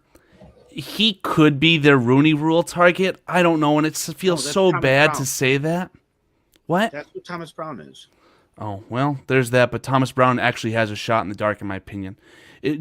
Regardless of anything, that's why I hate the Rooney Rule, because it shouldn't be about your ethnicity in any capacity, right? Just hire the best person for the job, period, no matter what. The guys that are good will get... Weaver interview? No. Like, there was like a thing somebody asked them, they were like going into week 18, and somebody asked Anthony Weaver, like, hey, so your name has started to come up in a few job interviews and stuff like that. Like, how have you been preparing for it? And he's like, my agent just told me that I'm like a candidate and I'm going to get interviews. He's like, I've been focused on like defense and whatever in Miami. Dude, like, I get it. You can have a spin on that where the guy's so focused that he's like worried about being the defensive coordinator of Miami. Miami's defense is not very fucking good. That's what I was going to say. Just say it without any strings attached, right? The Bears are hiring the Miami Dolphins defensive coordinator to be the head coach. I need a life insurance policy. Carl, but that's what I'm saying, though. He was getting fired from Indianapolis. Oh, boo-hoo. We talked about this. He was a bad hire in the moment, but he was a very capable defensive coordinator. Guess what? Colts are we're bleeding into the NFL ski show. The Colts are making the same damn mistakes, holding on to their shitty head coach, their shitty general manager, and they're just cutting bait with their defensive coordinator yet again. Even though they drafted Anthony Richardson, who's statistically the worst quarterback God ever created. This is fucked.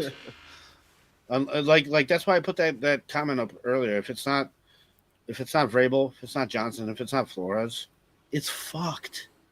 Is what it is. That's the answer there. You're done. There's always an ace in the hole. You're talking about the value of a 9th pick. The value of a 10th pick is pretty valuable. That's a really good starting point to acquire a head coach via a fucking trade.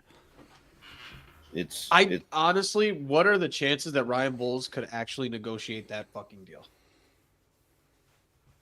Well, hell, if he follows the Carl school of thought, if he's off a couple white monsters, I'm not going to put anything past him. Yeah, we just got to get Ryan Poles all fucking juiced up. Like fucking... Oh, I should put the picture of Dan Campbell's teeth on the screen next. That'll make the viewers fall in love with Dan Campbell. Everybody, we're 2.5... Oh, okay. Like black? We're 2.5 hours in. Coffee stained, ruined. Yeah, he's rich. He just if you're bald, just go to Turkey. There's got to be a place to go to get new teeth, and he can afford it. I don't know what his problem is. What is this bald teeth hate? Hey, no, that was reserved for Jay Glazer. He's the short man syndrome, the fat liar. Not you, Paul. You're a credible source of information. You're a stand-up guy, Paul.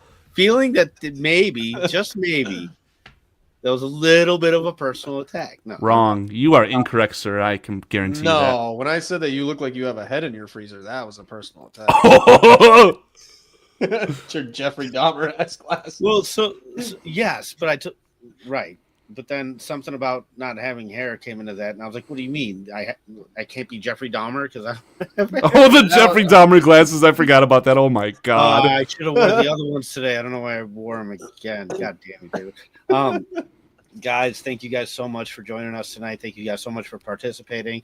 We had a nice long show. Thank you, Carl, for coming on with us. Thank you, Lauren Cox, for making the time to come on with us once again. Locked On Bears. Once again, everybody. Check out Carl's channel, Die and Smile Podcast. It's linked in the description below. We got to get him some subs. He's really excited about the growth of his channel, and he's got. I don't need your help, Paul. My shorts are more successful than yours, so that's fine.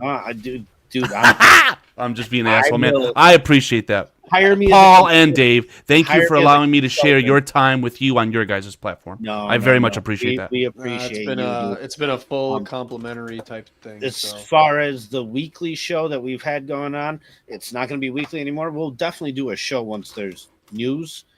But if there's going to be a head coaching hire here and whatnot, so we'll have something to talk about. But if we don't, we're not going to just dedicate ourselves to a weekly schedule. However, David, Carl are doing the NFL Ski Show Tuesdays, and man, there's always content in the NFL when it comes to offseason draft, when it comes to playoffs, when it comes to Super Bowl. So I'm excited for you guys to keep doing your thing. And yeah, dude, we love all you guys participating. Love all the comments. Whether we agree with them or not, we're always willing to sit there and just entertain them. And yeah, tonight's episode's been fun, guys. I've had a lot of fun. It's been a lot of fun. I'd love to cap it off with this last little tidbit. I mean, I swear to God, just if you come on, Dan Campbell, you're better than that, man. I'm pulling the plug on that. I thought you were gonna put Jeffrey Dahmer's glasses on the Drew Petzing. No, Paul's a stand-up guy. I'm not. Oh my god! I thought you were about to Photoshop or like Microsoft Paint some glasses on the Petzing. That's such a terrible fucking head coaching request, man. Now Because you got to do it. Now you have to do it. oh You have my to. god. We're just gonna keep adding new things to the Drew Petzing picture. We're gonna add another. Hold on, I hat think top of the hat. he's doing. I think Grim is doing it. Hold on, let me see if I can figure this out. Good night, everybody. Good choice. Good choice. Good night. Yeah.